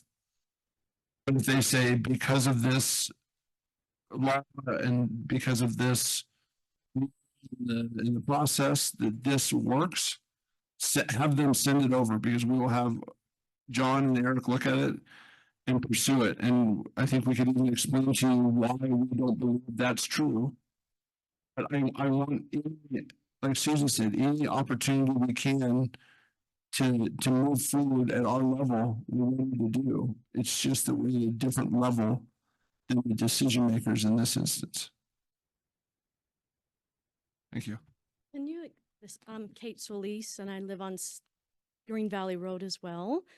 I'm just curious, with the understanding that you have of our concerns, the work that not myself, but many of these individuals have done to address the concerns, hiring lawyers, getting geologists. Can you share with me what effort you put in to make sure Jim should have been included in that meeting on the property on September 19th? Will you share with me the efforts that you made and why we were not allowed representation when you're very aware of our concerns? So I want to know what efforts you made to do so, who you called, Yeah. and what their answers were. And so at first, that's the first question. Let's dive in on that. So I talked to DEQ. They didn't believe it was their meeting, and we didn't believe it was our meeting to be able to make those decisions. So I called Zavi. What's Zavi's last name? Oh, whatever. Zavi from the governor's. From the governor's office. Oh, they all know. And I connected him with Dick and Dawn because they were calling me about having Jim there.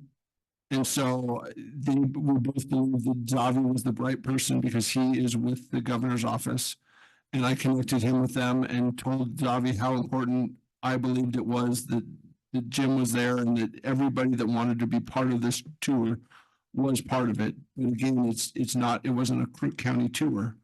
So it was the state that we needed to. And I don't know what he said to these two guys. I just made a connection and told Zavi is our regional solutions person. So what he does is he is the liaison to the governor's office locally when there are issues locally with state agencies and how that we would find a way to make a bridge between those two. Sure. Yeah. But you've already established that you do not trust the state with this, that you are unhappy with the way the state addresses this. So why would you choose to ask for permission? Why could you, then you've used the word belief. Belief is not yeah, I believe that sounds right, but we can do this. Why did you not choose to say, our people will be there because we are the commissioners of Crook County and we hold the authority? Because we really believe in local authority. Thank you, state, for your suggestions, but you knew the value of Jim and us being representative. Why did you not stand up for that and say they will be there and use your power to do that? And we don't Trusting in your power. don't have that power. It goes back to again the COVID that we can't. Who was in charge of this meeting? Dagami, a state agency. And Dagami said they cannot be there. There was not a meeting for the public. It was not an open site visit. Yeah. That was only for the two reviewing authorities, one of which is DEQ, the other of which is the Crook County Board of Commissioners. Those were the participants allowed to come onto the property for this site visit. The purpose was to get information and to ask questions of them as we try to get together to provide our comment before the comment deadline. So that was not a public. No, it wasn't a gathering. public meeting, and I feel if we would have pushed it, we wouldn't have been allowed to go. So it was best to go and to have the four of us be there and ask the questions that needed to be asked in front of DEQ, which I feel is the result of this letter. That's good. what I feel. I feel otherwise, Knife River would have put a squash to it and it would have been no meeting. That is I'm not going to tell you I have facts or figures or anything like that. That is just my belief because of the way the meeting was run and the way certain agencies acted. That is my belief. Does that answer your question? Yeah. Okay. I mean, we had to get in what we could get in, basically. It sounds very uncomfortable that you have to play a game. I agree with Get you. into a meeting in which you are in charge of whether you allow this to happen. And Knife River sounds like they hold a great deal over you. They don't So- hold anything over me. Well, I'm just saying I agree with you. okay, How do it I was put a- that? Thank you. And It was a- not only, I- sorry, just so- before we move on, also the state holds quite a bit over us. Again, we are not above the state and it's so frustrating and we do fight for local control constantly whenever we can. But we're not 36 counties that came together and started the state of Oregon like the United States. We don't have state rights or yeah, county rights. I just think it's really important to understand where we stand in the hierarchy of decision-making in processes like this. So, can there be any effort for the county to provide opportunity to fund or give some help or funding for the wells? Because we're looking at this costing the individuals quite a bit for us to come up with the money to get our wells tested. Then we have to come up with the money to find an attorney. And as you just shared, we may get your information from the attorney, but we might not agree with it. But please go get that for us. Has information been given to Seth from the attorneys? Like, has that happened? We have received, not personally, but we have received it to our attorneys in the past. Every correspondence has been shared with you guys from Ed Fitch, Yeah. and every time we've reached back out to him with our county code standards, asking for clarification on how he thinks that would apply to the standards, so we could actually be successful. Okay. That's where we are. But I want to get us back on track. I want to make sure that everybody here that it is open to having DEQ come on the property for the sampling. There is a memo pad right there. If they could just come in and put their name and address, and the county will get the answers that we need from this letter. As far as our comment to Dagami goes. Great. Can I have one more? The DQ already has the list of everyone that we've contacted. They have that. I understand that the letter here asks for our help in getting everybody who's open to this. And so that's what I'm trying to do. That would be perfect. That would be super helpful. Yeah. Yeah, and I think that's a good idea because then that makes it official that we have worked with you. We have given it to you. It's official to you, to them, and everybody else. Somebody asked a question. This is my last question. I just want to, it kind of got overlooked and the answer wasn't there. Has Knife River actually shared with you, we will sue you? Because that was a comment that one of the individuals here made, that Knife River can sue us. Was that? I'm comment not made? saying, maybe I missed, I'm not saying that Knife River can sue us. I'm saying that when you have a land use decision like this and you don't have the right data and you make decisions, it's very likely that you will end up in a lawsuit. Well, maybe what she's getting at is if we try to modify or revoke the permit, that has to go through a public hearing, has to go through a land use process. And the burden is on the county to establish why it needs to be modified, revoked, or shut down. And then they have appeal rights out of that. So maybe that's what she's talking. I think so. Like, Yeah. well, I think someone here heard, I didn't hear that personally, but it was made because that was like a threat to us. But as you said, that would be okay to sue us because then we would actually be able to address a Knife River. If Knife River comes after us, I think I was saying they would sue the county, They would sue the not you. yeah, where you are us. Yeah, no, I agree. And I mean, it's your tax dollars. So I mean, that's what we're trying to do is navigate this situation. So under And- county code, Ed has pointed out to you that you can suspend it. If No. there's new evidence. He has said that, but we have researched it and that's not accurate. So, and I'm happy for John to explain that to you. And that's what I'm talking about is just because somebody says something doesn't mean that it's legally accurate. And so that's what we are set with is that we have to go through the process. It's legally accurate in our system.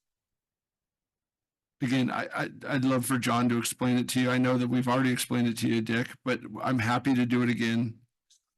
Yeah, sure.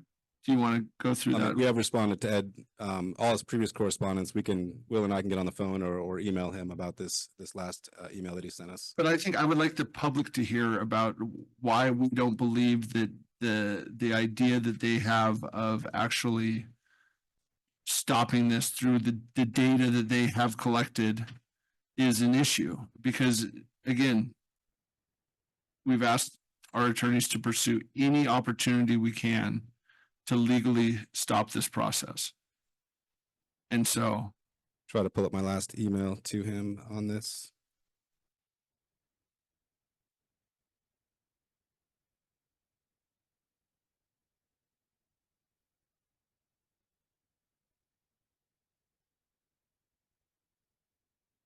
You want me to just read my response? I think, yeah.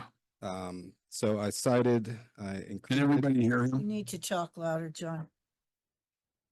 Yeah, this is terrible. Do you want to just turn it off? We can't turn it off anymore.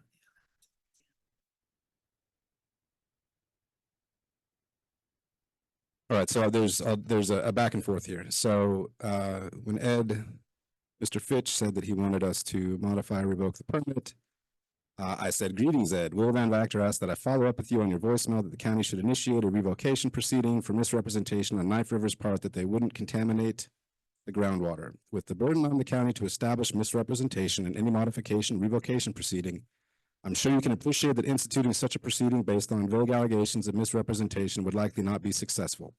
It would be very helpful for the county if you could identify specific provable material misrepresentation of fact by Knife River in the record of either application that was material to an approval criterion and relied on by the county sufficient to satisfy either Crook County Code 18-172-100 or 18-144-070 and overcome 18-148-080.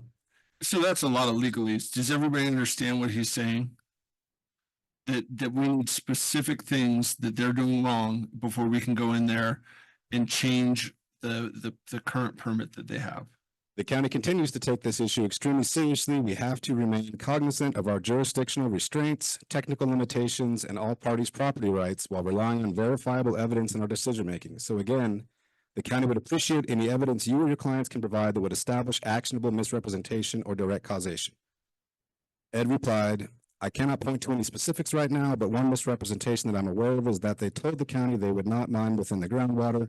At least that is my understanding, but I do have a recollection there was something like that in the materials submitted. They have mined in the groundwater from the information I've been given. I replied back, hi Ed, thanks for the response. Just so we're on the same page, my understanding is that the chance for encountering groundwater was addressed by Knife River in both applications. The Woodward application was before my time, but here in the decision attached at conditions of approval 24 through 28, the applicant acknowledges that they may encounter groundwater. My understanding of Woodward presently is that mining is complete and that the site is being used for washing now, specifically on the heavy industrial HM zone portion of the site for which washing of extracted materials is an outright permitted use.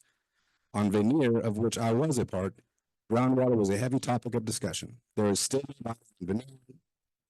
We are still awaiting Dogami's review of their plan as well as Knife River's groundwater guarantee for the neighbors. End paren. The Veneer discussions for groundwater are at page 18 and later a condition of approval 10 on page 26. Until there's activity on Veneer that contradicts the application, I don't see a path to a revocation hearing. Please stay in touch and let us know if you have any new evidence as requested below. That was the exchange the last time we discussed it.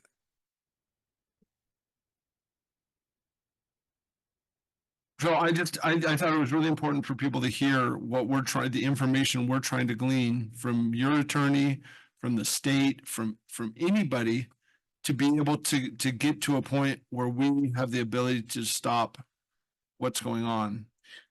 And I think clearly your attorney, in his own words, said that he didn't have any specifics that he could speak to give us the ability to shut this down. And so maybe go to him and say, hey, find specifics. I mean, that's what I think his job is to find legal issues that are actionable, that can be used for us to be able to move forward. And again, if we have that information, we are happy to move forward, but we can't do it without having that information. Just for the record, that was June 10th, was that my last email exchange. Yeah. And again, if he has something that he hasn't shared with us that that he believes is that smoking gun that will put us in the position to move forward, share it today, share it yesterday. Yeah. When you give out a CUP permit, conditional use, Yes. what is the definition of conditional use in that term? Because if the conditions change, can you not revoke the permit? Well, you want to field this one? Sure. So the conditional use, a conditional use permit or a CUP will be subject to certain conditions. So we're not, if with the conditional use, you have those lists of conditions. If they violate those conditions, they can, that can subject them to a code enforcement proceeding.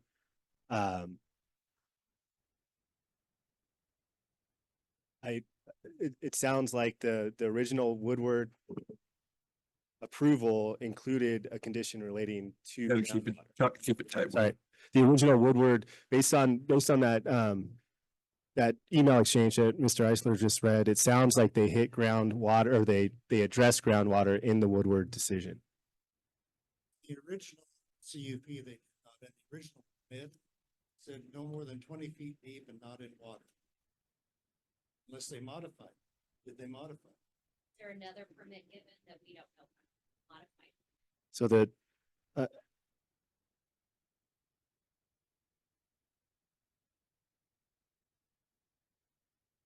There's been a lot of people that have done a lot of research on this and nobody's. They've got the original. Okay. Yeah. so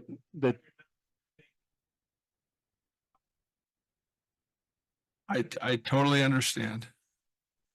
Oh, thank you. I'll just real quickly. So the 2015 decision has a groundwater protection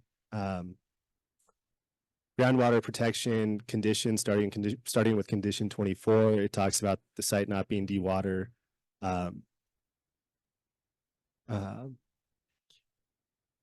And this is the original decision. So it talks about groundwater in the original. And when they did get into groundwater, they dewatered it and they pumped it into the creek. And they got fined by DEQ for doing it. So they violated it 6 ways from Sunday. That's probably not in the permit. They weren't supposed to, they weren't supposed to dewater anything, and yet they did. They ran 1,000 gallons a minute into the creek. It goes straight into a river, which is EPA territory. So nobody addressed that either. My only understanding of a DEQ fine was for, I think it was the waste material, right? Pumping water out of the mine site, dewatering the mine site and illegally pumping it into the creek without a permit. Do you have a copy of that violation you can send to us? DEQ, yeah. Yeah, that's the stuff we're talking about. If you have a specific. So they fined him $20,000 and said, gosh, sorry. I think what you said you requested, so we're happy to request it if you give us the date and time and information. Just so we make sure that they don't, I want to make sure that we receive all the information we need. And so all we're asking for is. They said, gosh, we just did it for a little bit. We were trying to help the farmers out. The reason they did it is because Karen complained that we caught them dewatering, and I don't remember exactly the date. I think it was August of the year. Oh, yeah, but I think give us the date and time and if you have a complaint number, then I'm happy to get that and see if that will work within the system. What makes me wonder is where was follow-up on that? They got 20,000, so they were done. That's poor right there. Where was the follow-up? Why weren't people checking it? That would be my question on that one. But again, this is your agencies Is it on? that are protecting us. Can Don't you you hear me? feel protected? No? Can you hear everybody? Anybody? All right. Adam Mikulski, I live on Stahansik Lane, right across street from the mine, and I want to open first saying I was a little hurt that you guys visited the site, didn't come over for coffee. Well, if I would have knew coffee was available, I would have walked across the street, but not with my Knife River escort. They would escort you there. So I guess it goes back to the CUP, and I know I did a lot of testimony for Veneer off of the Woodward site and what they didn't do, and I actually have the copy here. One thing is, it does say that they acknowledged that they were going to encounter groundwater. It also said they will not dewater, and that's what the problem was, and they were doing that. The other part, which is number 26 under groundwater protection, it says, and this goes back to the ponds. It says all mining ponds will be backfilled with materials sourced on the site, except that sediment from the settling ponds will not be placed within the water of any mining ponds. I think they open themselves up for that one because they don't really address what mining ponds are. But I can guarantee you, if you walk that side on that berm, there's water on the other side of that berm. Those are ponds. And just prior to your visit there, they were cleaning the settling ponds and dumping it over there. Now, I don't know if they put it in the water first. I was talking to Will about a week ago. He thought they just piled it up to dry it. Well, guess where that's going to after it dries? They're going to fill that hole with that stuff. So actually, by the CUP, I think you got something on them that they're going to actually put that stuff in there, and the CUP states that they won't. And I think the thing is over the years that we've been dealing with this is they've violated CUP quite a few times in my testimony about Veneer. But the county, what do? I mean, and I'm not pointing fingers, but what do you guys have to enforce and hold them accountable? It's like nothing. Okay, they'll go plant a tree, and because part of that is the berms. You have to plant a tree, and then a few more trees die, and then we have to call and complain and about it and stuff. So it's just not the water. That's the big issue, but there's a lot of issues with the CUP. And if the CUP is out there, how do you enforce it? And how do you make them slapping them on the hands? Lewis Seals goes visits them and then they change and for that day, the dust and all that. So it's kind of, where's the teeth in the CUP? Because why even doing the CUP if we can't get them to follow it? So John, I'm going to put John on the spot here, and we may need to get this information back to you later, but what are some examples of things that would, or maybe Will, what are some of the things that would be egregious enough or be something that would be something that we could come back and say, your COP is now revoked?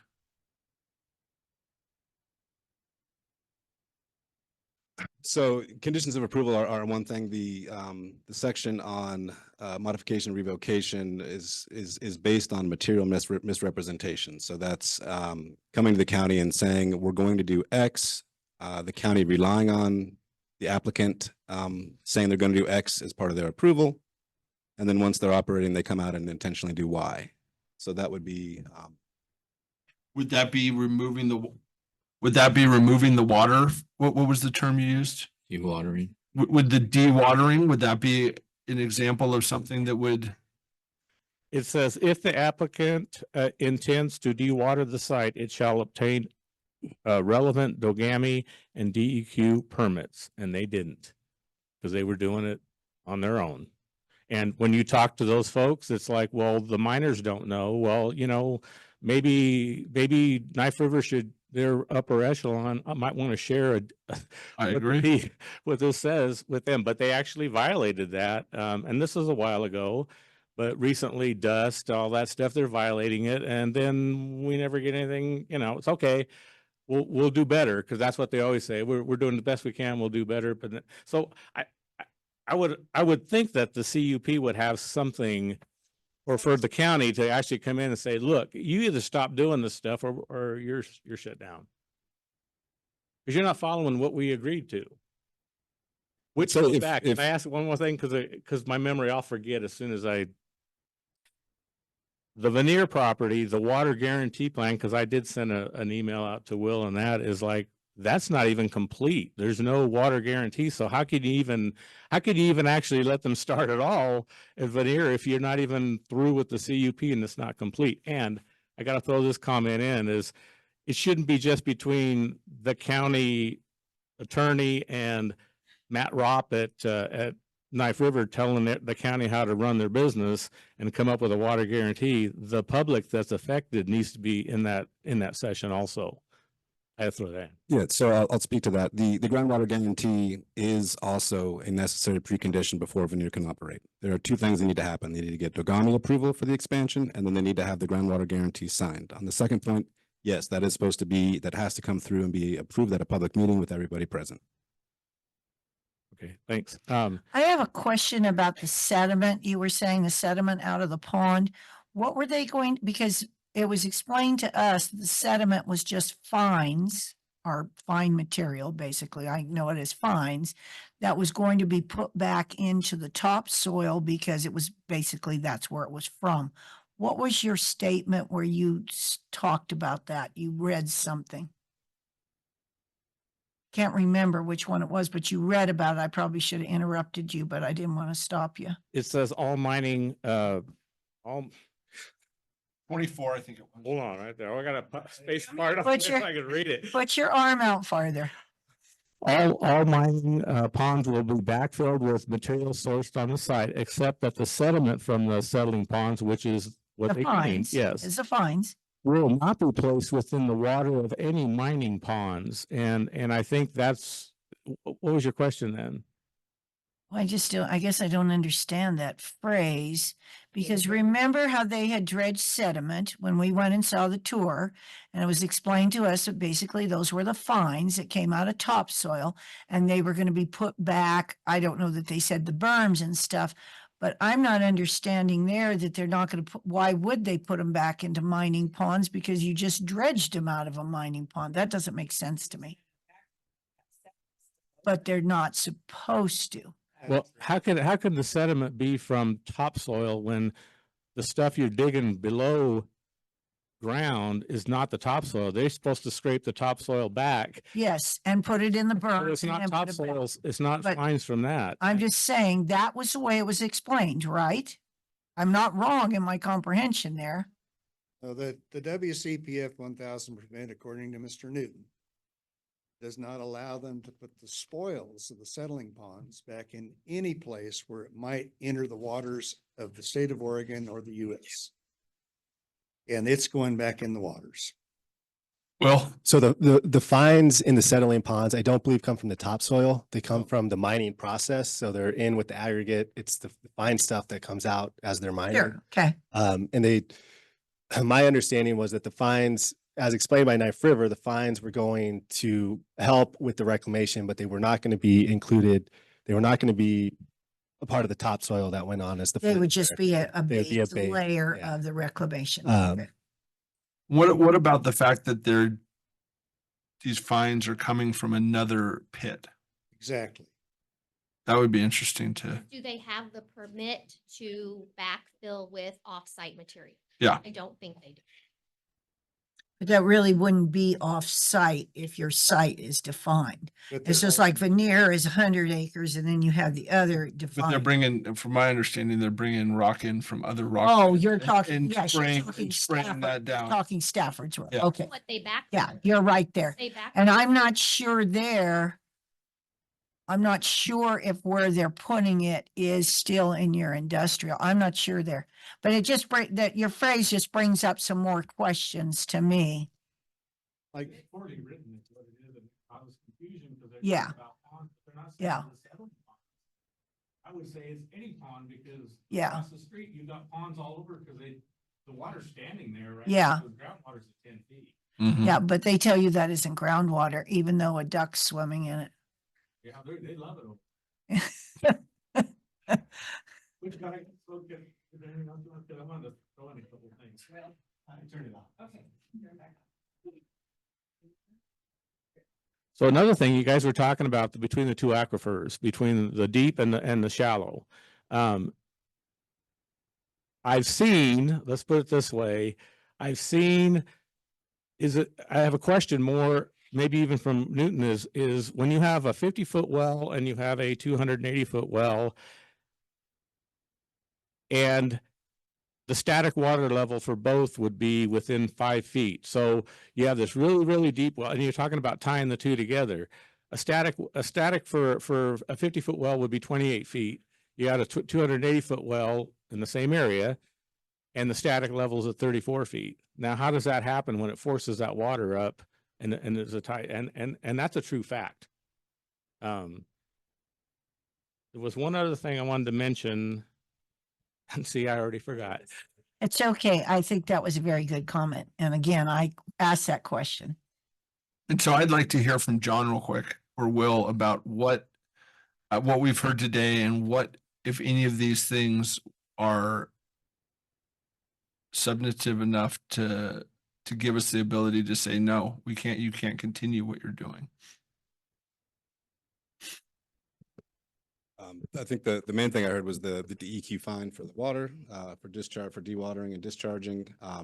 Obviously, we need to look at that material, see when it happened, and see exactly what took place, and then take a look at that. But other information, I don't know what else has been shared that would. Well, I think the taking the tailings from, is it tailings fines? I call them fines. Taking the fines from other,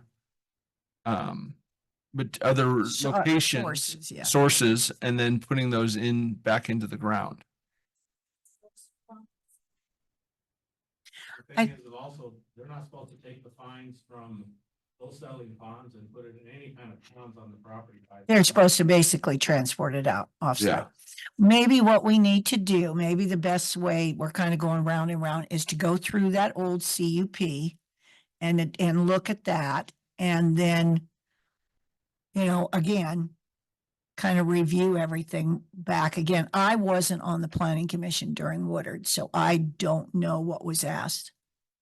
I don't think anybody here was. And I think we need to go through that CUP again. Yeah, and I think Line by line, and see what we see there, and put together what we heard, because the four of us heard that, and then let's get back with you guys. and then what we can specifically prove is not happening.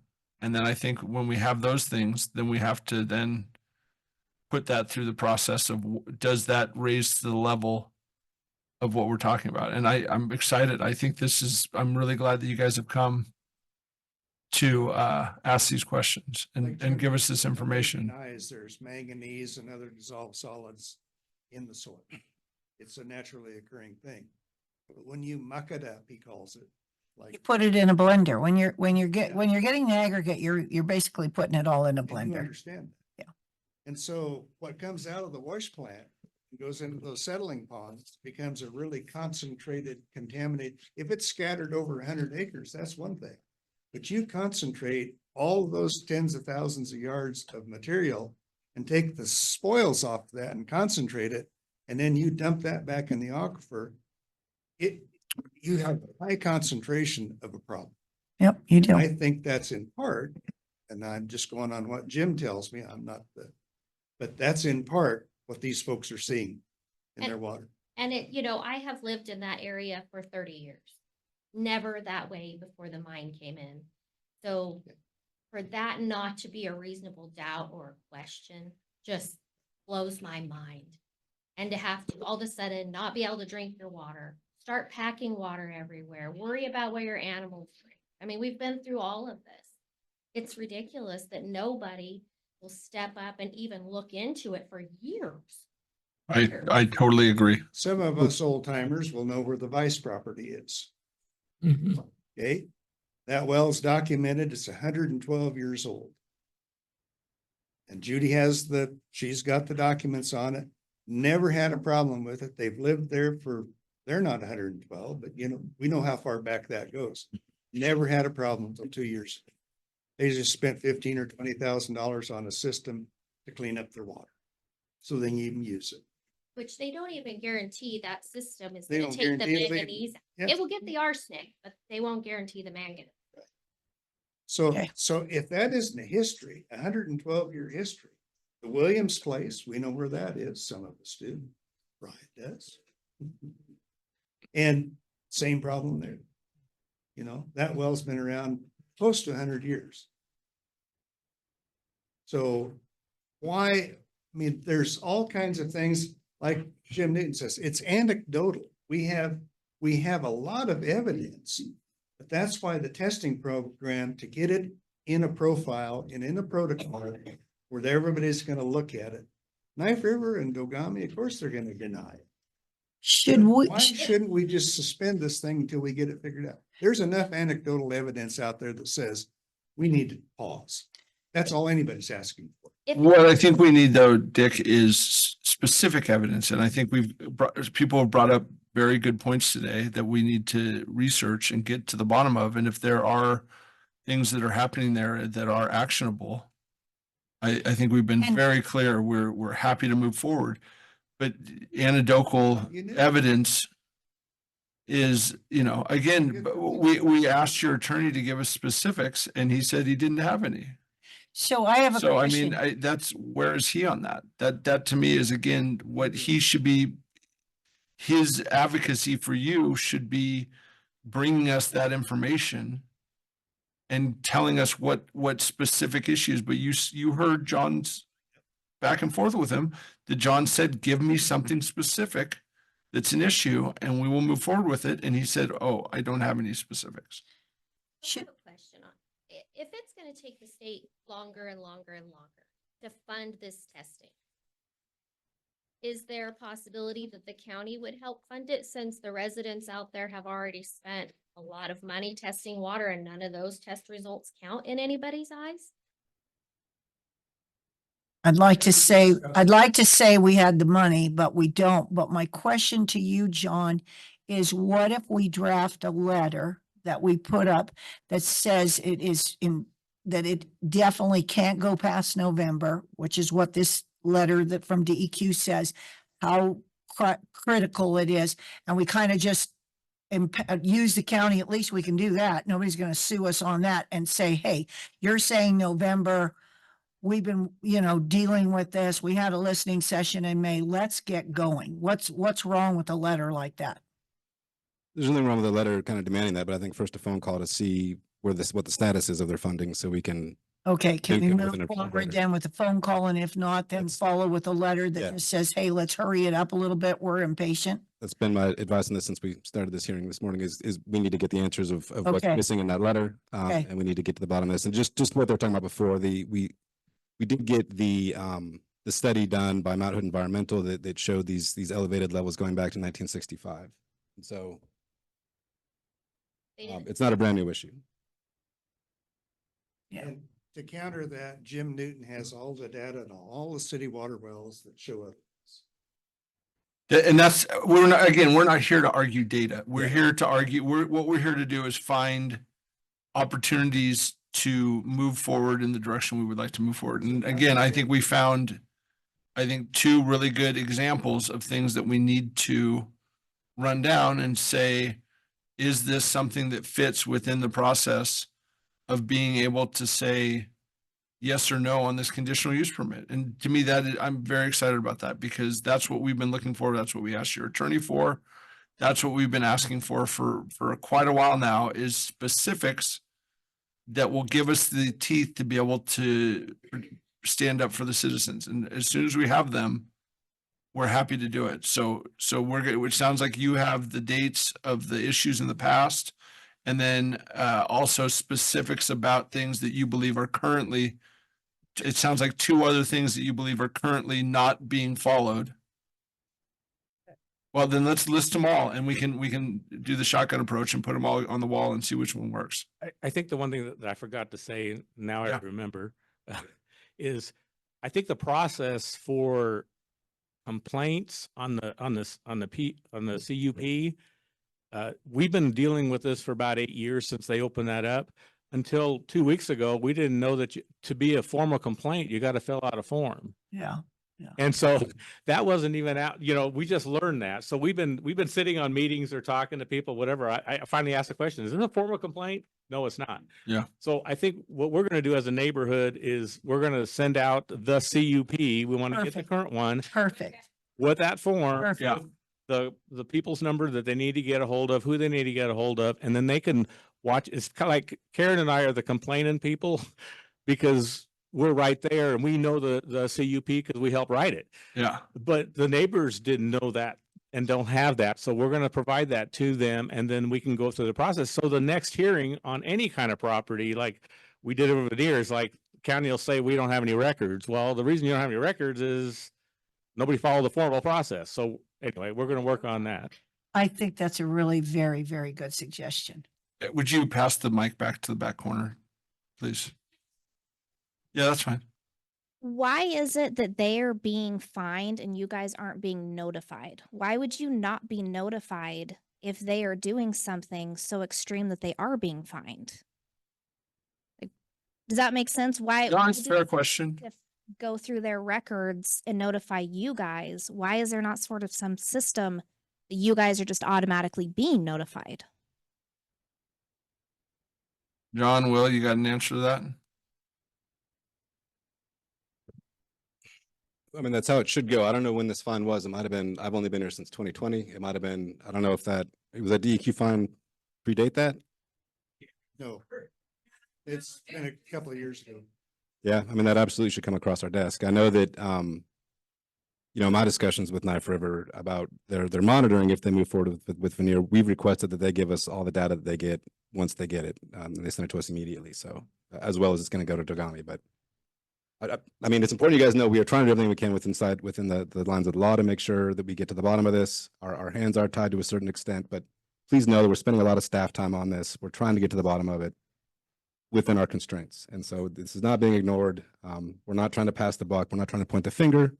We're trying to do what we can within the law. I hope you guys understand that. Can you guys request all the fines that Knife River has been fined with instead of us trying to go find it all, or? Yeah, Yeah, no, we're happy to do it. We're happy to do it. I'm just saying, I'm sure Dick has it, honestly, in his stack of stuff, but, it just, I mean, why don't we both do it? And then if you guys come up with things that they didn't give us, that'll give us even more right, ability to question what they're doing. right. But I'm happy to request it.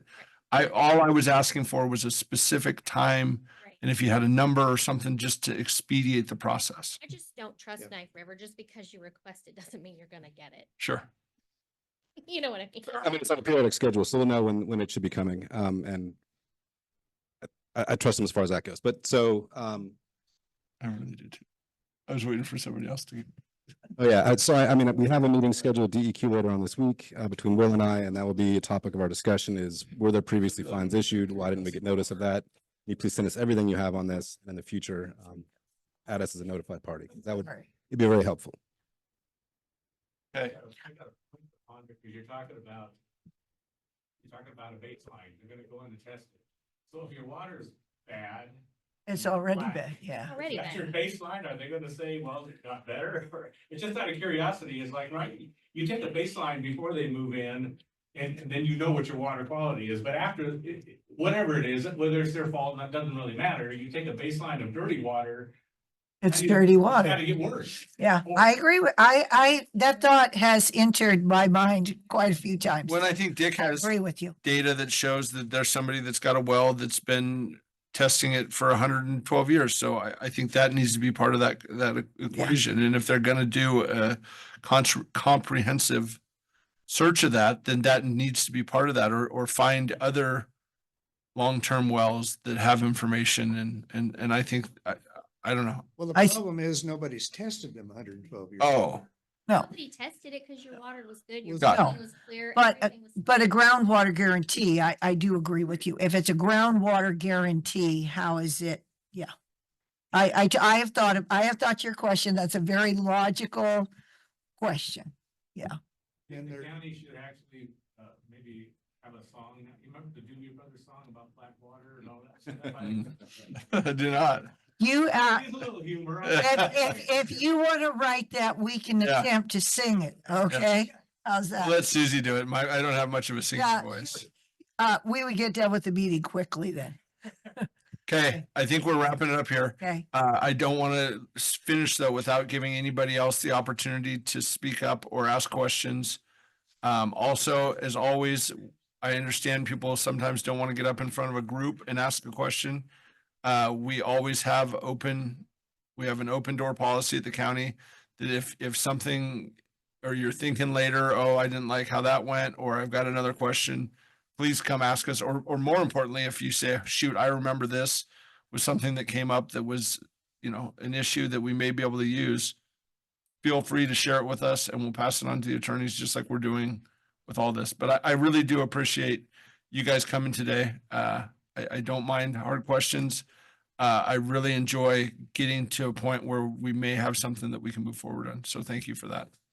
Can I ask just one quick Yeah. question? This is Karen Mikulski. I also live on Stahanzik Lane. If for some reason it goes through and we have a CUP for the veneer site, can you guys do an amendment to that CUP saying the ponds have to be lined and all these other conditions that we know should be in there that weren't in the Woodward? Can you guys do that? As far as the line ponds, that would have to come from Dagami, and Dagami's saying that that's a very rare occurrence. Only in Baker County do they do that. And there's like a whole speech they have for it. And I hate to tell you, so I would think your chances there would be very slim. So because Commissioner, you would be so going against Dagami. On that, I mean, one of the conditions of approval is that they will comply with Dagami's permit and all the conditions of that. And so that's part of the proposed condition of the expansion to veneer. Is it from for Dagami. lined or Is that testing? They're lined or testing. And so they will Lined or comply with that. testing, yes. Do you have data that there's other besides Baker that are lined? Well, I haven't seen them myself, but people have told us. What, So, I mean, how do you prove that? I mean, I guess, You look for the There's a visqueen on the nuclear edges. Project right now locally that, that they're requiring line ponds. are we gonna take a 2-second break unless we're good? I think yeah. some of us have to use the restroom. All of us I'm except gonna for drink Brian. as much coffee.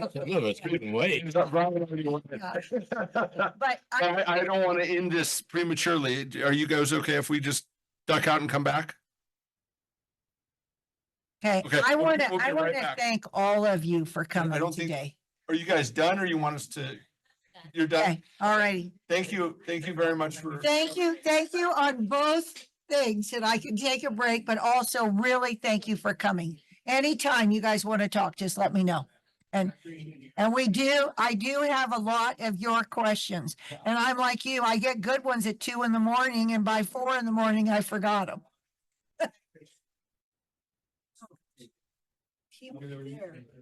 I don't want to.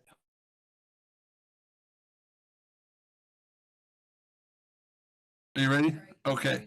The Crook County Board of Commissioners will now meet in executive session under ORS 192-6602F. Consider information or records that are exempt from by law from public inspection, and ORS 192-6602D to conduct deliberations with persons designated by the governing body to carry on labor negotiations. Representatives of the news media or designated staff shall be allowed to attend the executive session. All other members of the audience are asked to leave the room, except for in ORS 192-6602D. Representatives of the news media are not allowed to be in the executive session. Representatives of the news media and specifically directed not to report on any deliberations during the executive session except to state that the general subject of the session is previously announced. No decision may be made in executive session. At the end of the executive session, return to open session. Welcome the audience back into the room.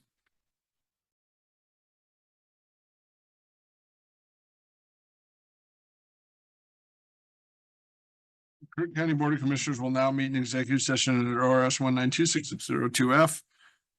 To consider information or records that are exempt from law from public inspection, and ORS 192-6602D to conduct deliberations of persons designated by the governing body to carry on labor negotiations.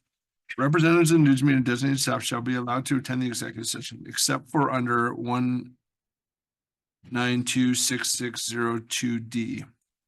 All other members of the audience are asked to leave the room. Representatives of the news media are specifically directed not to report any deliberations during the executive session, except to state the general subject of the session is previously announced. No decision may be made in executive session. At the executive session, we return to open session and welcome the audience back into the room.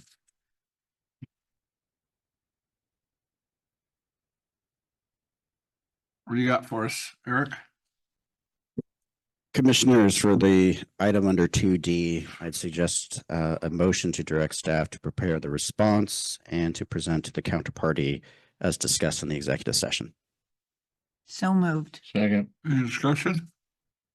All those in favor? Aye. Aye. And for the topic under 2F, I'd suggest a motion to direct staff to prepare the draft document for future discussion at a later meeting as discussed in the executive session. So move. Second. Any discussion? All those in favor? Aye. Aye. Aye. Okay. Anything else? Nope. Adjourned. This was a long one.